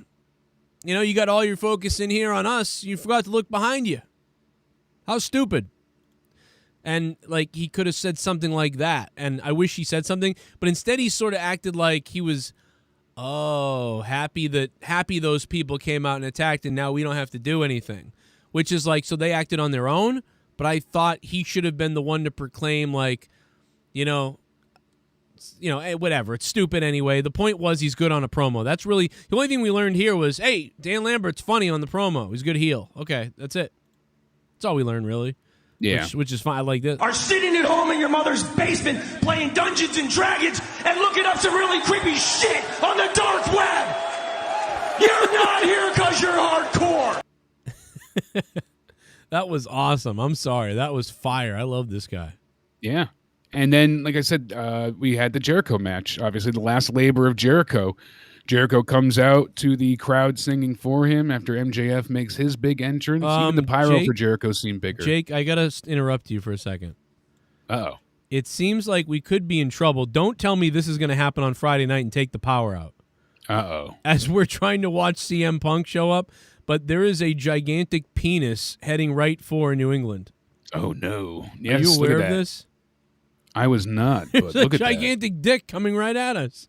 I did hear rain on Saturday, but that makes sense. Well, apparently It's coming right for us. No, the tropical storm is coming, apparently. It's coming hard. Look at that. But, dude, I'm telling you, if we lose fucking power, like, here's a different projection. You'll be broadcasting live from the, Wendy's parking lot, if that's the case. Yeah, I'll be down at McDonald's blowing the car over. We're looking at 90-mile-an-hour winds here, according to this.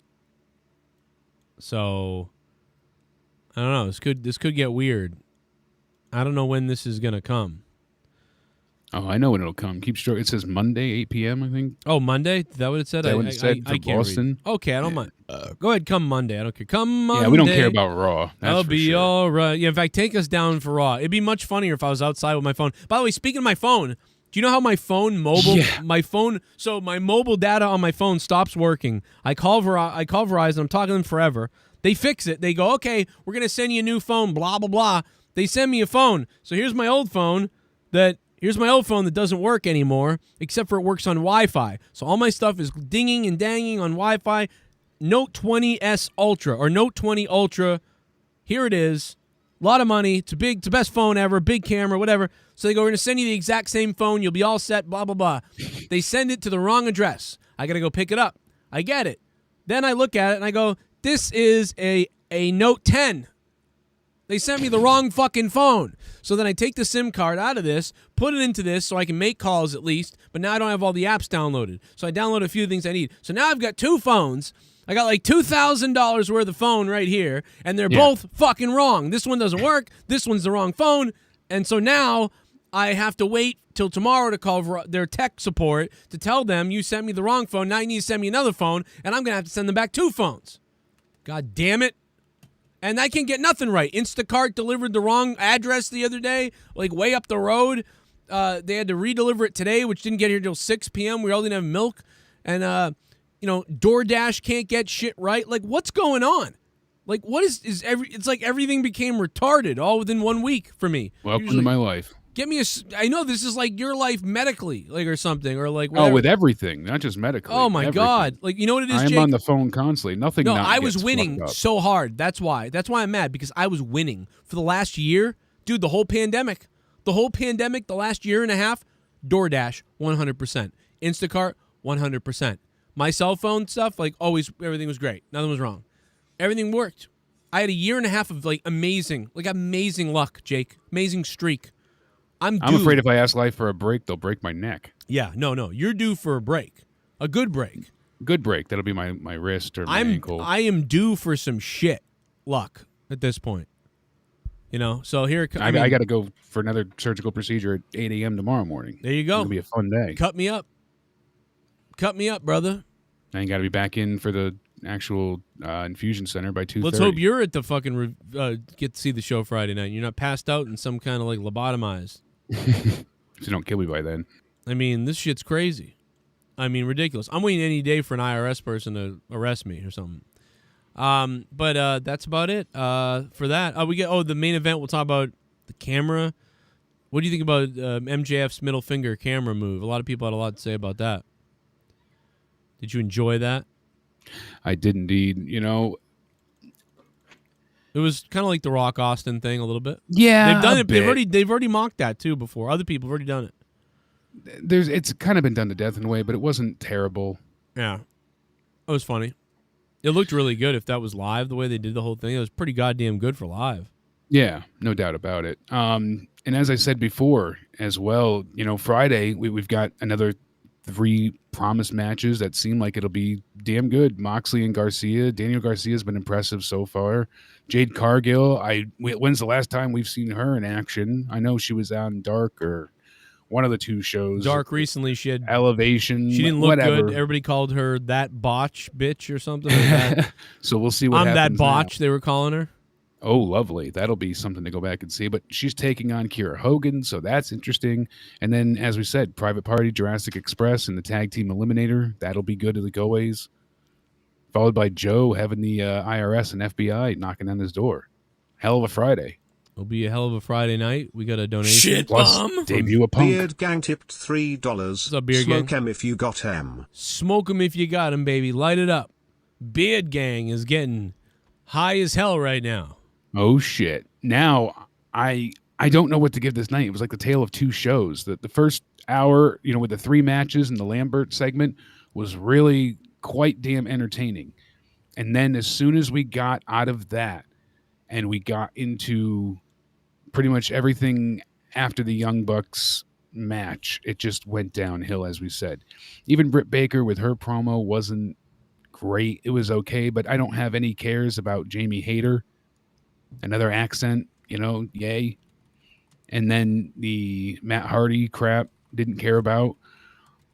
The Paul White segment, again, like I said, it just leading to him getting a match doesn't really do much for me. Thunder Rosa, Penelope Ford could have been better. And then Jericho losing. Could have been better if Penelope Ford wasn't in the match. Exactly, yeah. They needed a better, competitor there. I think Thunder Rosa could have had a better match with a mop. Probably. I'm not even kidding. Yeah. Like, I really believe that. Mop and steel chair. By the way, we get a 3-way. Did you know that we don't have the capability to collect large numbers of people in Afghanistan?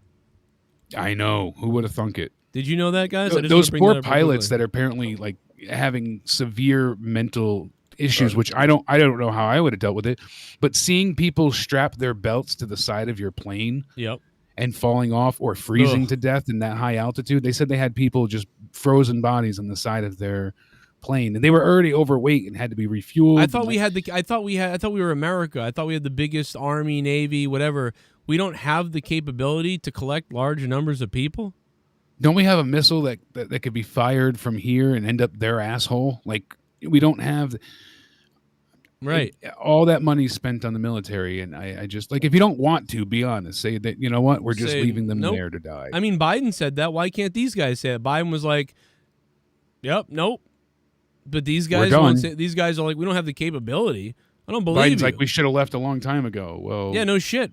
But yeah, that was 4 days ago, but still, it just keeps oh my adding god, up. like, what are we doing? Like, these guys are retarded. Like, this is the general that was like, you know what I love too? The I Taliban gotta attack white tweets out. rage.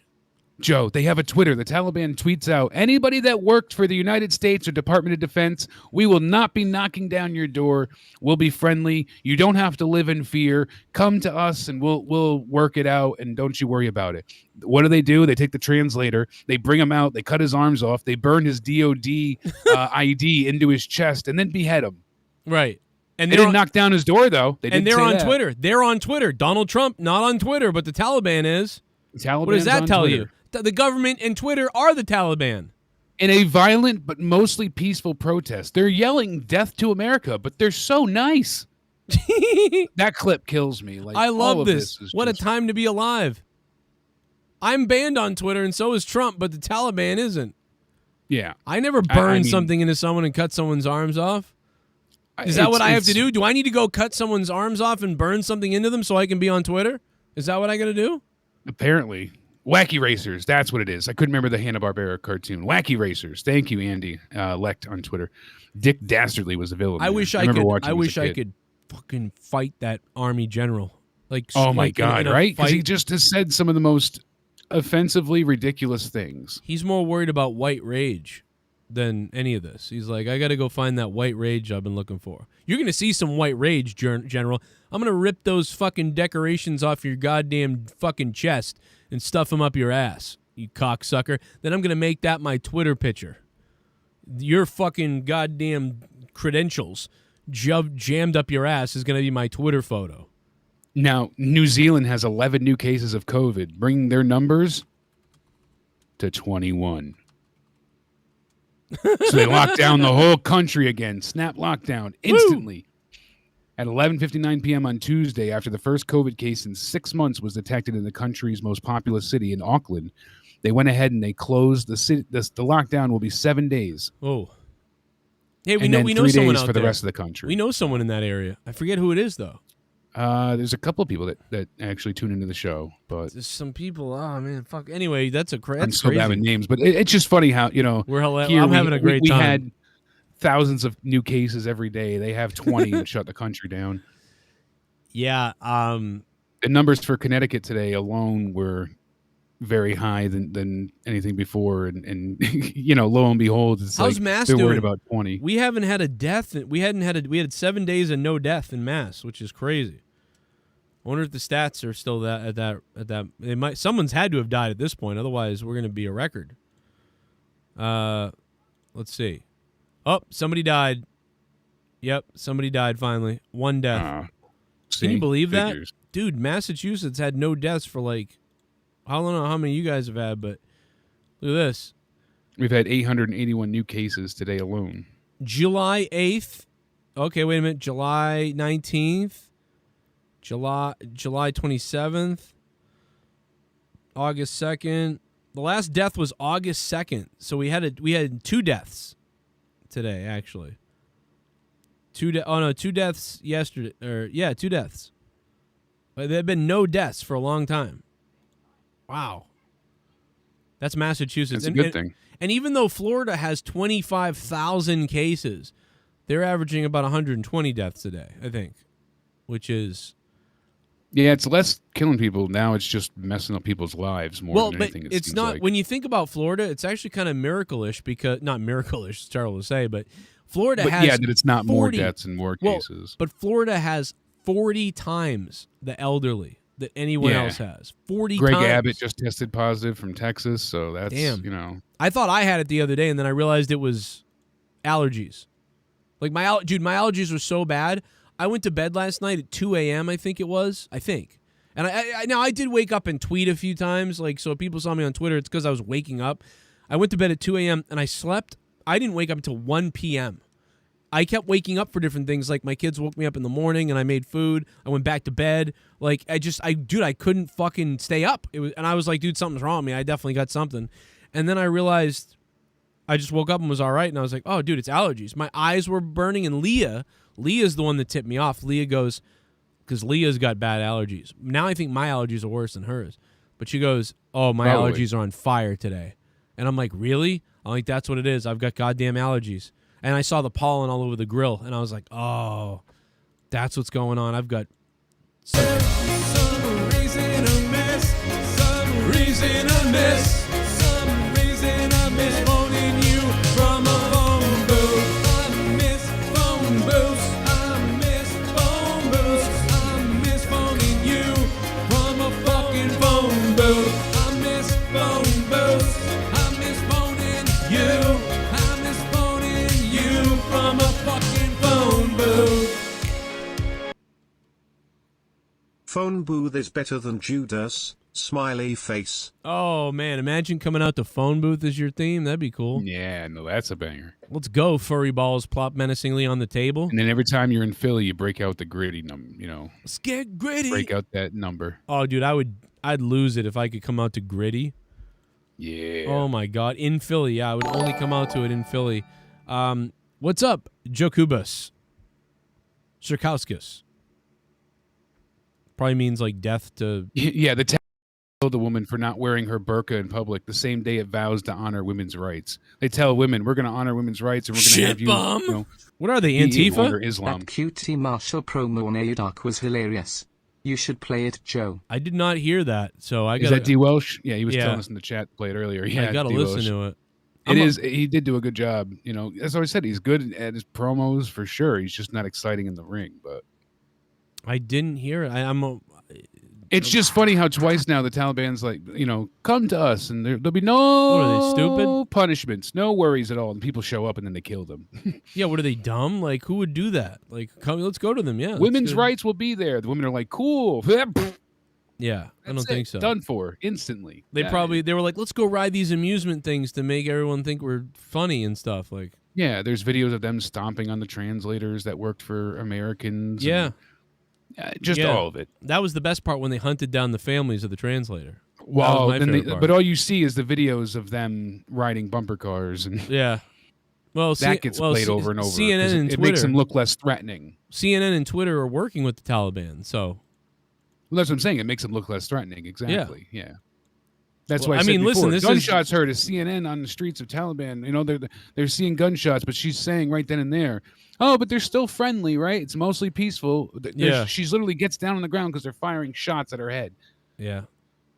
I can only hope she's impaled tomorrow. No, I think, listen, it's not a joke. These people are, Twitter runs the country with Facebook. Facebook, Twitter, and the Taliban, the deep state, and all these people in charge of our country run the country. It's just, hello. You ever going to wake up? We're the ones, like, come on. They run this whole thing. And they're all part of Biden, too. Biden's group of friends all run the country. Like, and I don't mean, like, just now. I mean, they've always run the country. Yeah. Since Reagan started it. Reagan created the Taliban. Basically. Like, legit. And the Taliban, I know, by giving them their, go get Russia. That's what he said. Go get Russia, boys. Yeah. And this is, like, we created the Taliban. Fucking hilarious. When the Taliban actually took over, too, before that, I mean, the Taliban even said, oh, we'll hand over bin Laden if you give us the evidence that, he committed this, essentially. And the U.S. was like, nope, we're just going to invade. Because, it was about oil, not... But still, I think now this is the perfect time now for AEW to create a Taliban character. Mahatma San, their own version? Yep. Absolutely. Let's do it. Taliban character, and he comes in AEW and he goes, and I'm going to change the AEW, and your women will be Sharia law. Like, and he says that. Oh, I saw that one you're talking about, D. Welsh. Yeah, that was funny. It wasn't from Dark. It was from Sammy's vlog. He basically, he's making fun of WWE and their whole, you can't hire vanilla midget comment. Oh, yeah. That was really So he's good. QT's going up and down. And he's like, how tall are you? And the guy's like 5'9". Wait a minute. Like, get the hell out of here. I can find it because I retweeted it the other day. I saw that one. I did see that. Yeah, because I didn't watch That wasn't Dark. from Dark. That was on Sammy's vlog. But still, that was absolutely friggin' Well, hilarious. even better then. I can definitely play it then. If that's not the one you're talking about. What? I don't know, unless that's a different one. If that's the only one I saw. So I don't know if he did another promo. Yeah, on Dark no, or that's got to be what he's talking about. Yeah. This is it. I don't know. QT, Sammy, what's up? What are you doing? We're scouting. Scouting for what? The factory. Factory? Yeah. Like a performance thing? Kind of. Yeah, PC. But you know how. I know the deal. 6 foot, 200 pounds. Over 200 pounds. Yeah. Over 200 pounds. Yeah. You know the whole. Yeah, I know. Okay. Hey, do your thing. I'll be back. Gotcha. Notice how he didn't bring up age. How tall are you? 5'11". Right. 5'11", huh? How many followers you got? Almost 7,000. 7,000? Do you not tweet at all? You're obviously not an influencer. How about you? How tall? 5'10", sir. Can you get a little taller? I can try, sir. Jesus, that's not what we're looking for. How about you? 5'9". You're obviously not tall enough. And you? I'm 6'2", sir. 6'2", huh? Yeah. Nice. How much you weigh? 199 pounds. 199? Yeah, I can eat 200 is what we're looking for. I can 200 eat pounds, something. guys. Lasagna, get the fuck out of here. You got a package for Mr. Marshall? Holy shit, who are you? What's your name? Duke. Yeah, they're almost. Factually. What's your background, Duke? I just deliver. Play any sports? High school football. How tall are you? 6'5". How much you weigh? 260. Wow. What's your thoughts on pro wrestling? What's pro wrestling? Duke, Congratulations. You're hired. So good. Like because it's on Sammy's vlog, it's not on the TV. I like it. You know, I sound like a hypocrite, but I don't like them shitting on WWE all the time because it makes them see like it's beneath them. You know, they don't need to always. But doing it on the vlog, like that's a skit. That's all that. That's funny. That was well done. That made me. You're hired. Good job. That was funny. Cameraman was having problems keeping up with it, but it was good. I thought you meant something on Dark. Yeah, that's so funny though. That should have been on something. Should have been on TV, somewhere. It is good. Those are the things they can go with. So then they hire people like Marco Stunt. Well, he's basically been relegated to like mascot at this point. Let's be honest. Yeah, he is the dinosaurs mascot. Oh, I'm a mascot now. That's all he is. That's it. Sad but sure, you know. And obviously next week on Dynamite, as I said before, we've got Malachi Black in action, so that'll be good to see him completely destroy Arn Anderson's son. So Brock Anderson will be taking on Malachi Black. The Varsity Blondes and Lucha Bros will be in action. Whoever wins that match will take on the winner from Private Party and I think it's who else? The Rampage. So that'll be good. It'll all work out for the tag team eliminator tournament. Curious to see what that all turns into. So yeah, Varsity Blondes, Lucha Bros, Jurassic Express, and Private Party. So yeah, and that's about it, man. I mean, I didn't bring up the transporting Afghanistan people for any political reason, other than to say that no matter what political party you're on, I think we can all agree that America should be able to get these people out of there. Yeah, like well, that's they my promised point. a lot of these translators and diplomats and things like that protection, right, for them putting their lives at risk, and now they're just being destroyed, literally. Yeah, this is fucked up. I mean, I'm going to be honest, this is fucked up. I don't care I don't care what president was president. I don't care what's going on with anything. There is no way we can't send our I mean, isn't this what we want? You know, shouldn't this actually be what Biden and everybody wants, to use the military for a few just to do something? What the fuck? Doesn't every president want to be able to sign an executive order for the military to go whoop some ass? I can't imagine. Can you imagine the general was like, I'm in pain all the time, Joe, but to go ahead and have to strap myself to the outside of a, AC-130 in the hopes of getting to another country, I can't fathom. Because you're going to have your arms cut off and shit if you don't go. But that's what I'm saying. Like, that's the only escape you have, and that desperation is horrific. That's what I'm saying, man. Like, what are we doing? Like nobody, dude. Everyone's upset about this. Everyone's upset, left, right, whatever. Everyone's upset. Why doesn't the military of America just go? I mean, they've got to know something we don't know. That's the only thing I can think. Or they're just insanely sick. There's only two reasons. They know something crazy stuff we don't know, or there's some sick other reason. The Taliban has some type of information, maybe, or blackmail, or something's up. I mean, because otherwise you'd be like, dude, in the next 10 days, there's going to be a mission to Afghanistan that we've never seen before. And I bet you a threat of force would make them stand down than anything. I mean, they know that if you send Christ, I mean, there certainly would have to be some type of like agreement or something. I can imagine. I don't understand. We're getting these people out, and if they had force, I don't want to be there. I agree. No one wants to be there. We don't need to stay there, but get our people out. And get everybody out who wants to come. If I don't even care, dude. I normally don't say take everybody who can, but I say it this time. Take everybody. If there's Yeah, if the only other option is staying behind and dying. Yeah, no. But yeah, like if you got to go, let's get everybody out of there. I said the same thing with Puerto Rico. Remember Puerto Rico? The hurricane hit Puerto Rico, right? And everybody blamed Trump. But Trump did the right thing and sent all the supplies. But then Puerto Rico, their government fell apart and their truck drivers fell apart, and they had no one to distribute the food and water to the people the right way. And Trump said, I sent you all the stuff. Figure it out. And then the people in Puerto Rico were like, we don't know how to do this. And Trump said, you're losers. And then everyone blamed Trump, but Trump did do the right thing initially. However, I still criticize everybody. If I was Trump, this is me. If I'm Trump, I say, you don't know what you're doing. I'll save your country. I'll save Puerto Rico. And then I would have said, Puerto Ricans, I hope you remember this. Your leadership, dumb. I will save you. I'm sending the military in to distribute the water and the food and the supplies. You will have the full force of America, blah, blah, to help you. And remember, your leaders couldn't do anything. They couldn't get it done. I'll get it done for them. They suck. Vote Republican. I just wish it was That's what he should have done. Press conference and more humanitarian effort. Like, that was What, the problem from I had Puerto with Trump, Rico? is that anything. A lot of the times with Trump, it was but my point is, like, now Biden's doing the same thing, and it's like, I know. can't anybody not focus on It's themselves? a narcissistic. Be human. It's narcissism. It's narcissism. It's look what I did. Now figure it out. That's my problem. Trump sent all the supplies he was BUMM. He sent that shit. Trump sent it all, and then they couldn't do it. They couldn't even do anything, and they were criticizing him, but they couldn't do it. So he was like, that's it. And they had a stalemate. And so the people never got the food and the water they should have gotten.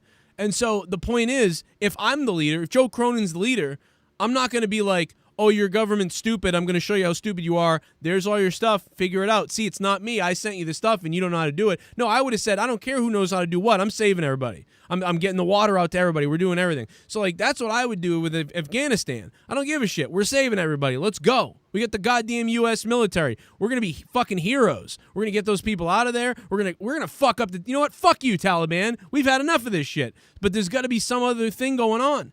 You know, like Joe Biden should have the president should have gotten on the microphone immediately and said, we are leaving Afghanistan and we're going to take anybody who wants to go with us eventually through flights and at the airport. However, that's how things will go. However, if you kill people and journalists and you behead people that helped us and you do anything like that, we're coming back, motherfucker. Yeah, we're coming back to kill you. Enemies of the state again. Can you imagine if he said that? That's what I would have said. I would have said, dude, we're leaving Afghanistan, and over the next couple of weeks, we're going to be getting everybody out who wants to come out. Yeah, if we'll have a peaceful transition of power. You Right. guys want, that could have been handled much better. Right. They should not have just left. And the problem is, what about all the training they did over the last 20 years to the Afghan police and all that stuff?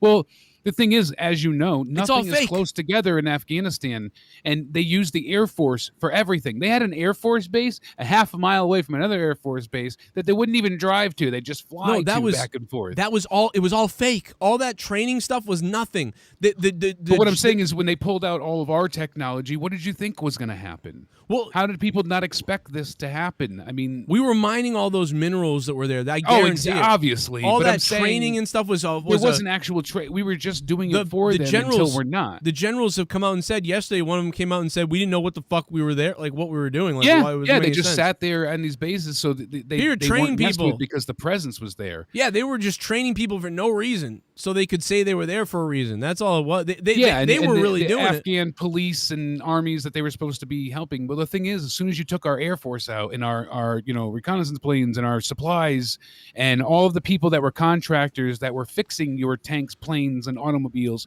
that no longer can service Afghani army things because we had Americans working on Afghan stuff as well. What did they expect to happen? Of course, you were sending them to fight a battle with toothpicks. What's my name? I would love it to use. It's been a while since the U.S. have gotten to use the soldiers. That would have been a lot of fun. That could have been some fun. Trump would have sent the entire force of hell. Biden is sending pronoun cards. He was an idiot, Blake Roberts. I mean, but here's the thing. Let's come back down to reality for a second.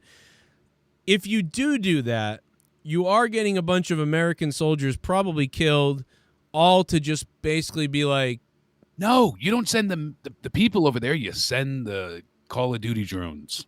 The robots. Imagine unleash all the tech stuff. Imagine if the cool drones did sweep in, like hundreds of drones, and they went in and just did take out people, and it was all robots, and the people there watching robots everywhere. You don't even have to kill anybody, just people. The threat, Joe. The threat. You don't even have to kill. The threat. They hated the idea of having to look up and fear. If you had those low-flying Predator drones come in just to now if show of force is what was needed to say we're getting everyone out, and it would have worked. Now, it would have been badass to have, Adam Copeland Edge style having a little, white drone, for $1,000 you get at Best Buy with a 9mm gun attached to it. That'll save a few lives, but still, I don't know. They've got some pretty cool tech and things like that. There should have been a lot of, send the trans soldiers, like Awandi said. Yeah, they'll be in the front. They'll be in the front lines. Operation Hide Behind the Rainbow. Yeah, while they're trying to hack their heads off, we shoot them. It's great. Like, we shoot Taliban. It'd be great. But no, dude, if I was president, I would have snapped. I would have snapped by now. I'd be like, all right, Smoke weed every we're day. fucking coming back. How about that? Yud leader my woman along. Penelope Ford I some midwife. I married her and took out Kip. Listen. It harvest sex all time with her. You have all the sex you want with Penelope Ford, as long as it keeps her off the TV so I don't have to watch her wrestle. That's all I need, is you watching Penelope Ford's, whatever you do with her, have fun with her. I just don't want to see her on Dynamite anymore at all. That's it. You know? I don't watch Fox News, Haskell, or unless you're talking to the chat. I don't watch Fox or CNN. CNN is garbage. Fox is garbage. By the way, Fox and CNN are all owned by the same people, so you're fucking stupid if you think one or the other's better. CNN and Fox was created by Reagan so that they could keep you guys fighting with each other with Fox and CNN. That's the whole point. It's actually literally the same coin, just two different heads. MSNBC is really... MSNBC is the Fox. CNN is just ridiculous. If you watch, I hate whenever anybody brings up the networks. I hate it. If you watch any of the networks, you're a fucking idiot. The only reason you watch CNN is because they actually cover live events. But like, they're all garbage. They're all manipulated. They're all run by the deep state and run by everybody. Dude, you got to create both teams to fight each other so you can run away with all the money. Like, it's all fake. Like, it's hello. Like, it's so stupid. But no, I would be the balls if I was the president. I'd be the shit.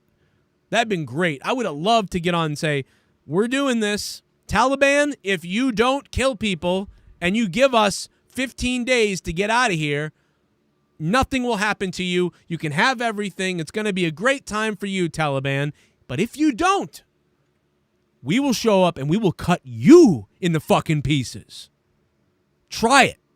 I will personally show up to help saw your bones. And I'll send the video to the Saudi prince. He loves that stuff. Trust me, I know him. That's what I would have said if I was the president. And then I would have started the process of getting people out of there. And the second I heard that somebody in the Taliban fucking hacked up a journalist or a translator, Operation fucking Death starts. Yeah. And we are going. And then we're going to show the world. Oh, yeah? Watch what happens. And then fucking Talagon. But we're in it with them. That's why we don't do it. Because we are with them. That's why we're not going there. Because we're with them. We are the Taliban. We are the Taliban. That's why they don't do this. Sorry.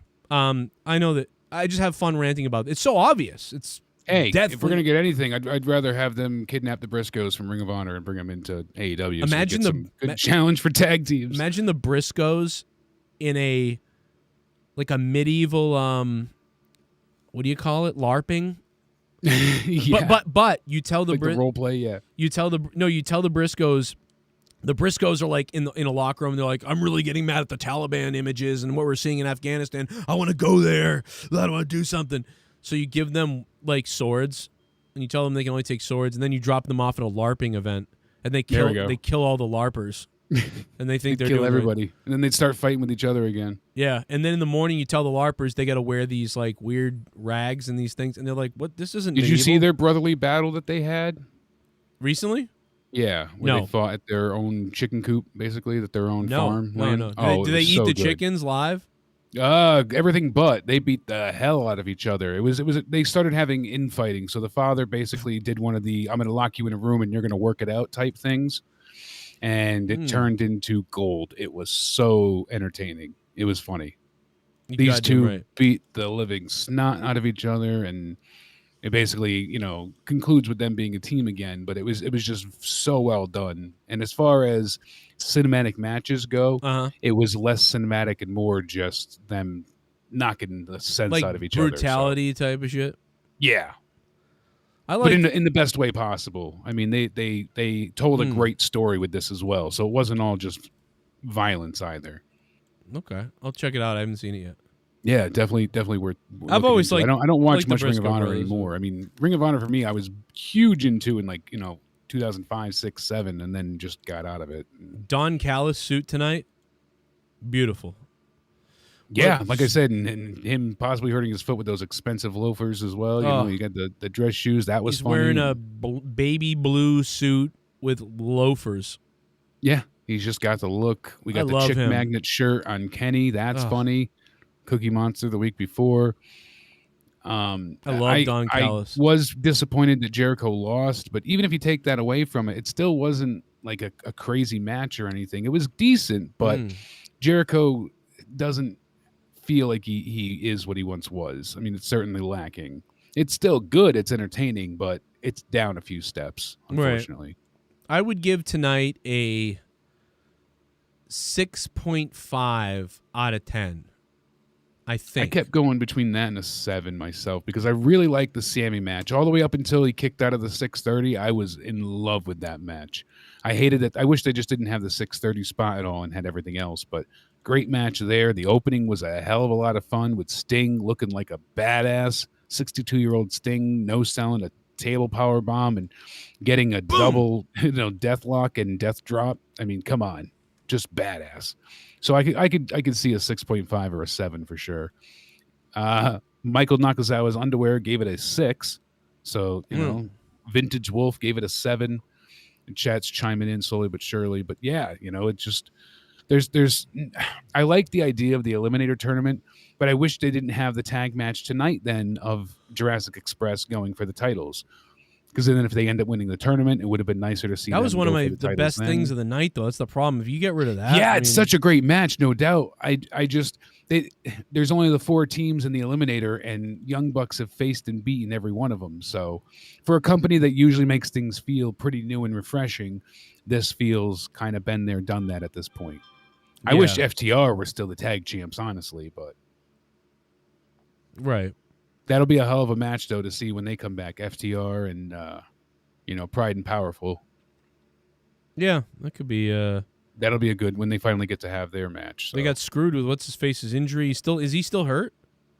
No, he's on the mend. Though I think that's one of the ones at All Out as well. I believe that was announced.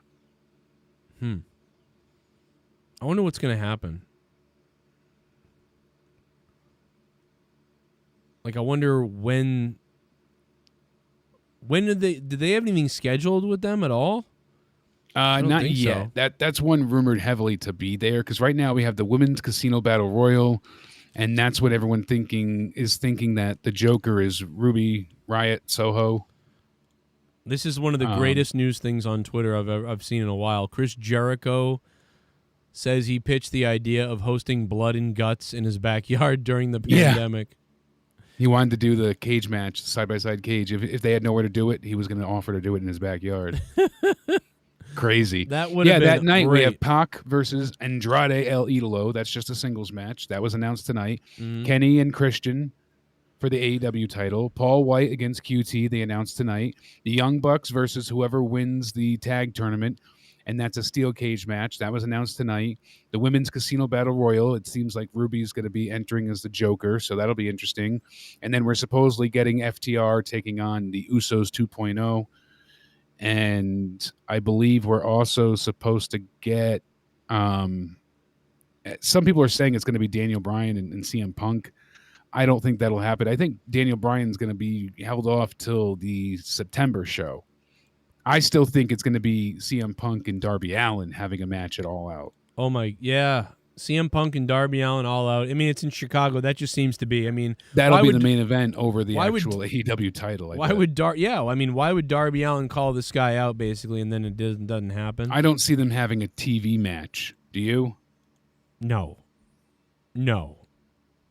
Just the debut of Punk is a massive Yeah, they rating. debut it, and then there's a match at a big show. Absolutely. Yeah. By the way, we have breaking news. We were talking political a few minutes ago, but trying to stay, normal about it. And we have an answer from Joe Biden about the situation. Here it is. But we've all seen the pictures. Hundreds of people packed. You guys know how outraged we were for the last few minutes here. We've all seen the pictures. We've seen those hundreds of people packed into a C-17. We've seen Afghans falling. That was 4 days ago, 5 days ago. What did you think when you first saw those pictures? I think that's edited, by the way. Pretty sure that's That was edited. 4 days ago. I'm pretty sure that's edited. Because number one, it wasn't even 4 or 5 days ago. So it's obviously some kind of edit. But I thought it was kind of funny. But no, I mean, listen, Punk, yeah, I mean, this is exactly what expected. Punk make a debut Friday. Someone's challenging him. They're getting each other's face. Then they set up a thing. They're going to have a match. I mean, that's what it makes sense to me. Although it's weird that Sting's in Darby's corner, though, right? Or will Sting not be there? And does CM Punk have someone in his corner? Is this this is a face versus a face? It's kind of weird. Yeah, what is Punk gonna be? And I imagine he'll be a face, but yeah, like you said, is it face on face or how does this work out? And yeah, it's gonna be interesting to see what they do with that.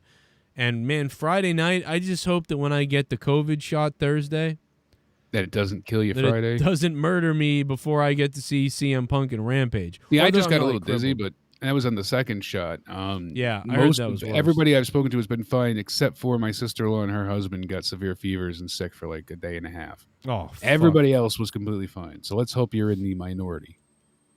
Oh God! Apparently, Imagine it's all that. by how good your immune system is. So Imagine if I got sick.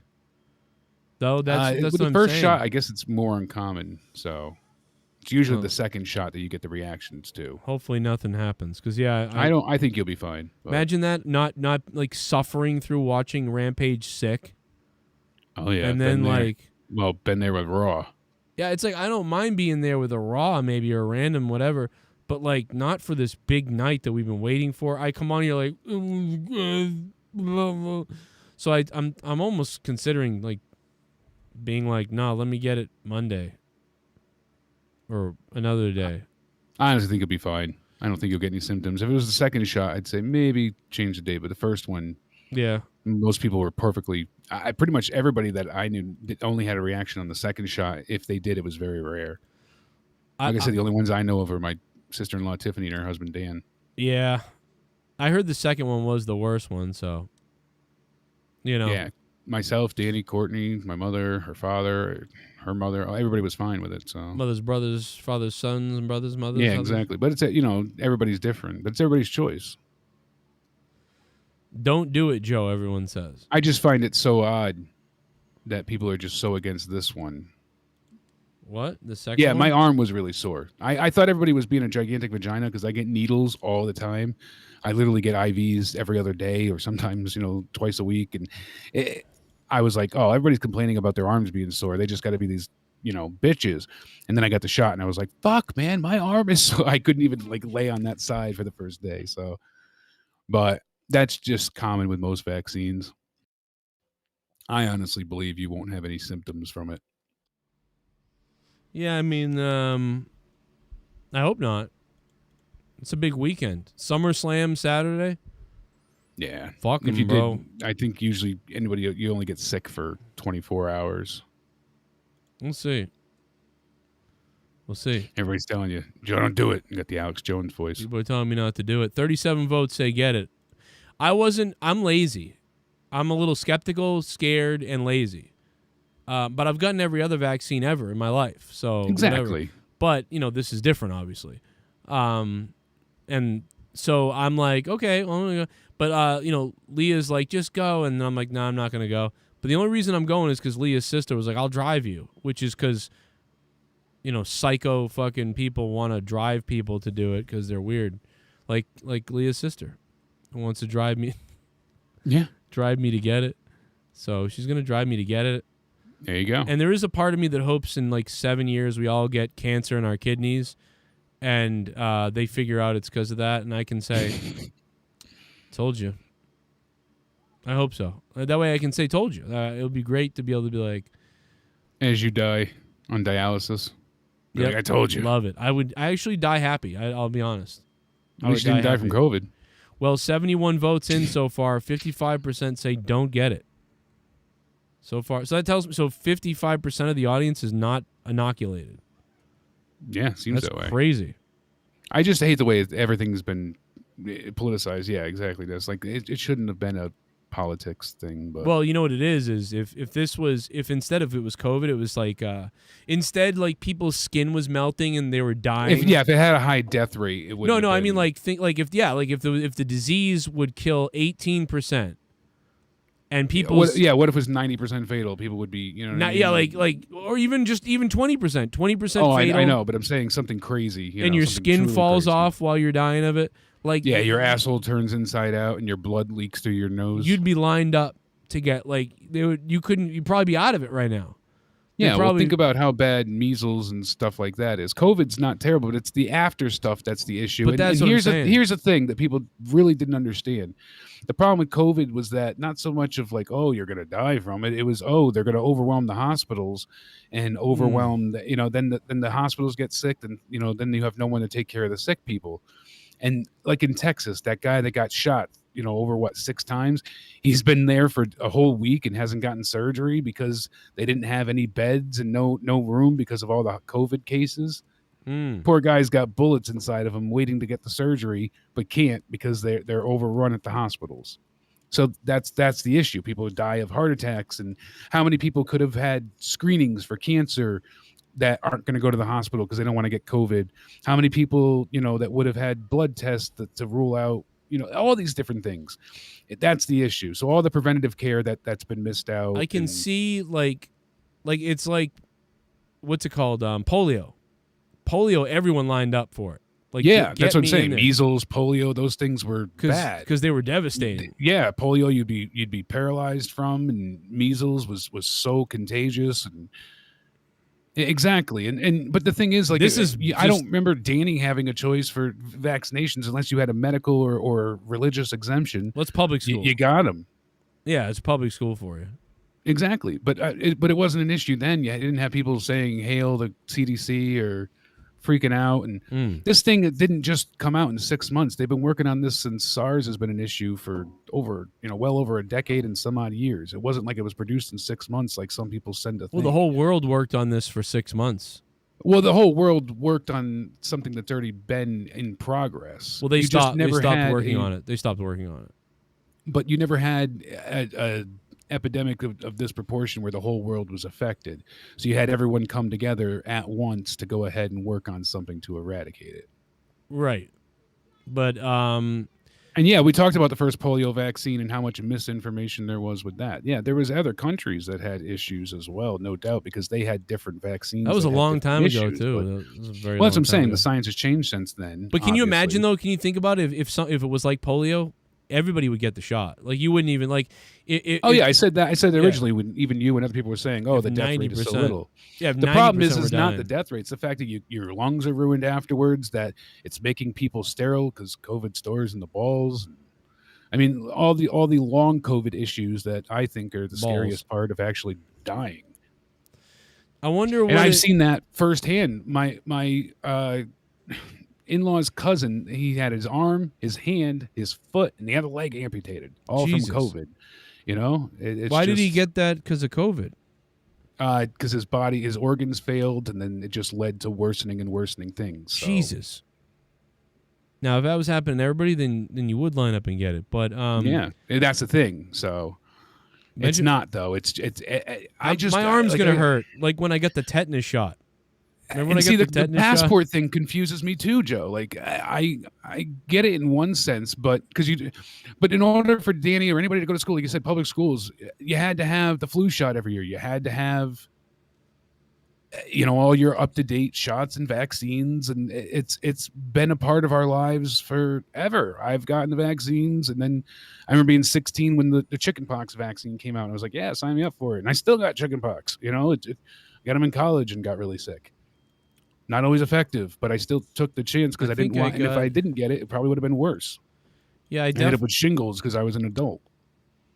Yeah, I definitely. Do I blame the vaccine? No, it did.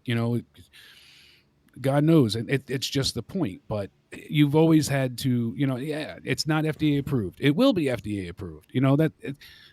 is what it comes down to. The only thing that this allowed, because we're in a pandemic, is it allowed it to not bypass, but await. It had emergency use instead of FDA approval. But it will be FDA approved. It just takes the longer problem to with get that is approved. created or your the government lying about that is the problem. That's the problem. Well, the government's lied or changed their mind, and I know science changes, and people have a hard time accepting It's a botch that. So club. Fauci became a scapegoat. the government lied. That's the But problem. they lied as well as the science changed, so that caused people to become so they lied. mistrustful. No, the Biden's presidential lady, whatever the fuck, press secretary lied. So when you I'm not saying people didn't lie. But when you lie, it's a combination of lies and. But when you lie to the people, that's why people aren't doing it, because you lied to them, so they don't believe you. They don't believe this stuff that it works because you've lied to them. That's the problem. There's a huge mistrust. Exactly. So it's not the crazy people that, to me, it's not the people that are like, I'm not getting this, that, and the other thing. I blame the people that lie, like Joe Biden and his cabinet of people that lie. If they didn't lie, then if people didn't believe it, then I'd be like, all right, that person's crazy. But because the whole government has lied to everybody so much since Reagan, started with Reagan. Reagan started all this shit. And then after that, every president's been a piece of shit. These people keep lying to us all. And everybody sees that. And and people don't believe it anymore. That's why they've people lied don't to you your believe whole lives, and it's like suddenly now you care, and it's just because because it affects you personally. This is the biggest thing that's ever happened. People. Exactly. So it's just nothing's changed. People are just a little more alert to it, but it's they're still lying right now. They're constantly lying. Biden 3 weeks ago said they have a 300,000 person military that's as good as any other military out there. No, it's not. I don't have any faith in the government. I know. That's what I'm saying, and they're the ones telling you to do this, so no one's going to believe them. I mean, I will. It should have never been. It should have been, faith on science, essentially, in the medicine. But what they did was they lied about changing medicine to cover their asses. So instead of saying I don't know or we're not sure, you don't need masks. Yeah. So what's that's happened? The point I was trying to make is that's why they went ahead and they said you don't need masks. You don't need.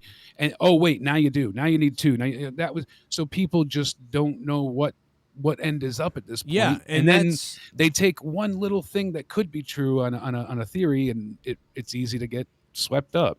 I mean, there's just so much damn misinformation out there. That's why they needed both Trump and Biden to be on the same page to tell everybody that this is the thing to do. But when Trump, you had Biden saying, "Oh, I wouldn't get it." Yeah, they said they wouldn't get it because it was Trump. To get it. So when it was Trump saying, I'm going to come up with a vaccine quick, all the Democrat people said, I'm not getting that. And now when Biden says we've got it all, now the other people are, I'm not getting that. So that's a great example of what I'm talking about. Like when Trump said it, half the people said no. Now Biden's president, now the other people say you got to get it, and if you don't get it, you're some kind of crazy person. So it's just like, it's not a left or right thing for politicized. me. It's I'm sick and I've got enough to worry about with my health, so I don't need COVID coming around and fucking it up. Yeah, that's what it comes down to me. But everybody has their own outlook, their own worries, their own things. But I've always believed in caring about other people. Maybe I'm crazy for that, but that's so I don't mind wearing the mask if it's going to help. So things like that. But just the selfishness of others that's come out through all of this is stunning. Oh yeah, I mean, like people are nuts. Like that they won't. They're insane. They're absolutely insane at every turn. All you see, the extremes of people are insane. Like the people that will beat you up for not wearing a mask. The people that will beat you up for wearing a mask. Like it's like none of that should be happening. No doubt about it. There is no That's right the problem. answer, and in the middle of it, you have people suffering everywhere.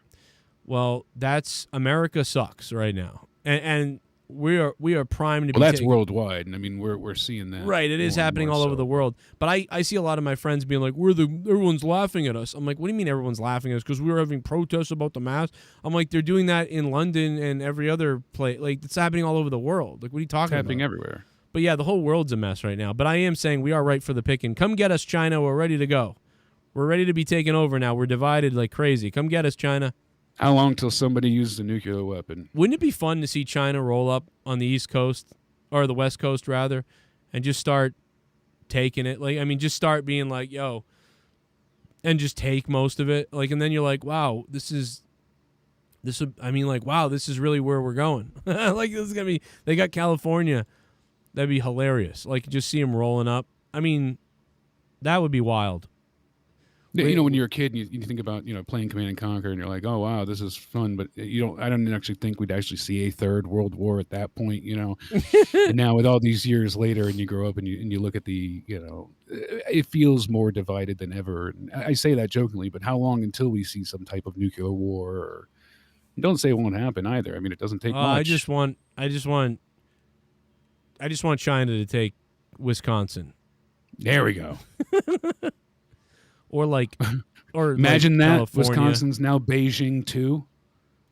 Yeah. So you got to go through. You got to get a passport just to drive through Wisconsin. The cheese state. Now they wouldn't take Wisconsin. I was being ridiculous. I mean, it's right in the middle of America. That's a hell of a state to take. Are you kidding me? Imagine that they're going to take the middle. They state, love fondue. The state right in the middle of the country. Like that's that'd be a hell of a thing. Like we're not going to go for the coastal area. We're going to aim for Wisconsin. That's right. They don't want Ohio to become the next Taiwan, so they're Oh going to my get that God. Rock and Roll Hall of Fame first.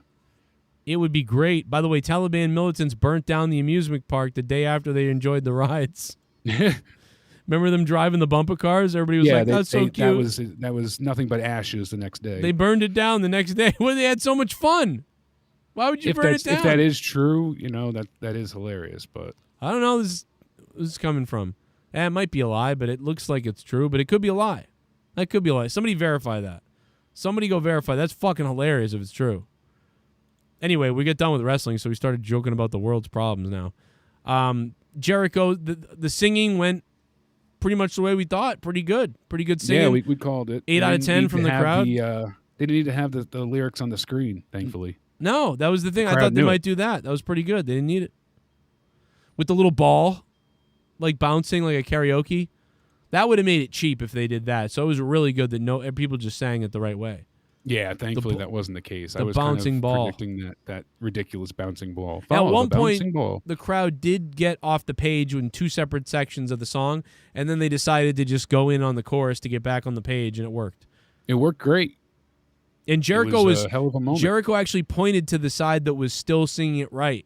Where the other side lost and was at somewhere else, he was pointing to the side like, follow them. And then they did. And it was really cool. Yeah, he was a hell of a conductor. I jerked off. Wasn't cringy, really. It was all right to me. Maybe some people thought it was cringy. I liked it. Where the hell is Justin Roberts? They found out about that sexual thing or whatever. Oh, God. You think so? I mean, I don't know. I don't know. I'm not a big fan of their current female ring announcer. I forget her name. She's not bad. Oh, she's awful. She's that stupid idiot from WWE. She's not bad, but it's just not good No, either. remember her in WWE? She's the first robot I called out, the robotic person who was like, and now Rusev. That's her. She was the ring announcer tonight. The one that was like, and please, ladies and gentlemen, welcome my guest, Rusev. She's that person. I forget her name in WWE. Anyway, she's a sweetheart in real life. And she's better in AEW. In WWE, she was a 3 out of 10 piece of garbage. And he hasn't tweeted since March, it looks like, anyways, Justin. Justin Roberts? Jesus. Yeah. Well, he was named in that sexual abuse thing. Then he tackled a fan not that long ago. And now he's not there tonight. What the hell's going on? He got COVID? But she... Yeah, I don't see anything. It just said, Justin Roberts talks creating Kenny Omega's ring introduction. And people are telling me don't take the vaccine. 143 votes. 52%. Dasha Fuentes. Yes, thank you. Dasha. There we go. I don't know what she's called now, but... Or if that is her name now. It was her name, though. Dasha Fuentes. And don't forget, tomorrow we've got predictions for everything going on this weekend. We'll give you predictions for Rampage, predictions for SummerSlam, predictions for NXT. It's going to be a busy out of nowhere tomorrow night. Damn, people really want me to die of COVID. They're like, don't. I know. They really want you to. Don't take the vaccine. Maybe that's the part of it, you know? The trolls want to see you get it. Maybe people want to see me die of COVID. DM'd an article to you about several articles. Whatever. Oh, okay. What about the burning thing? Let me see. Somebody tweeted me about the Matt Barks guy. The Hail Fountain. Let's see if we can see what Drew sent here. Oh, the bumper car story. Yeah, it's real. Russia gushes over the Taliban. Yep, then burned it down. They burned it down, yep. Good. Okay. They burned it fucking down, dude. They all had fun playing bumper cars and then burned it down. Why would you burn it down? Why would you burn it down? I guess it sends a message because the world was like, "Oh, look how cute you guys are," and that was kind of like the message there. So they wanted to send the reverse. Everything they do is like, "Come, we'll treat you nice if you come. We kill you." Well, look at us on the bumper cars. We burn it down. Everything starts with peace and ends with violence with them. You ever notice that? Like, come on down to the kids' playground. We'll all play with your kids, and then 6 hours later, we'll cut their heads off. Yeah, I mean, literally, like you said, it just they keep saying we bring peace. You become the hell a shit bomb. Blake Roberts, thank you for the $1. What's up? Ric Flair will be on the train licking that girl's taint. Not him, but still funny how that just trended so quickly. It was everywhere, and I was like, dude, I'll make a video on this, fine. Even though like he came out and ruined it and tweeted, "It's not me," you know. I know, but it was causing some issues for him at that point. But those damn bees are back. Anyway, we got to get out of here, and we got to get wet, and I got to fornicate with Jake's mammy. So yeah. I did put out a video on the Flair thing earlier. It did pretty well, like I thought it would, because it was so. I mean, it didn't do the greatest, but it was just trending everywhere. People wouldn't shut the fuck up about it. So I was like, I know, right. that's what I said. It really just took off. Yeah. Listen, if I die of COVID, then I'm the most unlucky bastard ever, because my father-in-law, my mother, my wife, and several million other people I know have gotten it. And so if I get sick from it, I'm going to be pissed. Like, I'm going to be real pissed. That would be our luck. That would be my luck, is to die. Oh, yes, it would be. No, the video did well. Pacem Parabellum. If you want peace, prepare for war. That's right. Let's go. All right, everybody. Thanks for being here. Become a patron. Patreon.com/Joe Cronin Show. Tomorrow night is out of nowhere, unless, of course, the jab thing murders me, and then, I'm sure I won't be there. But otherwise, we'll be there tomorrow night for out of nowhere behind the paywall on Patreon.com/Joe Cronin Show. All our predictions, all that news and more. Yeah, this is a big show tomorrow night. You got to be here for. We might even put this one out for free tomorrow. I might even think about doing this one for free. After everyone being so damn excellent, we might have to. Yeah, maybe tomorrow night we'll be live for everybody on Out of Nowhere. Back on YouTube. Ooh, yeah. People have to tune into Twitter to find out. Yeah. At Joe Cronin Show, JCS commentary. That's right. I'll announce it on Twitter, baby. Look out there. You can find me at Countdown Ended. Everybody stay sexy. Have a good night. Goodbye, everybody. Oh, Jake's dick in my mouth.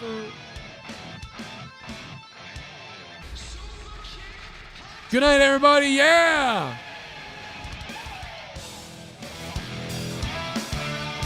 I hope you guys have a good night. Thanks to Marshall Blackbeard, who dropped $50 at one point. That is the biggest donation of the night. You guys are freaking beast-like tonight. Look at you guys. Oh, now you're telling me to get the vaccine. Oh, no, wait a minute. Now I should get it. I am going to get it tomorrow anyway. Regardless.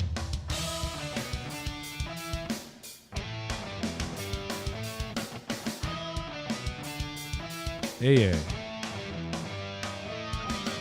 Shout out to all the $25 producers right there. Hit it up. Good night, everybody. I love you.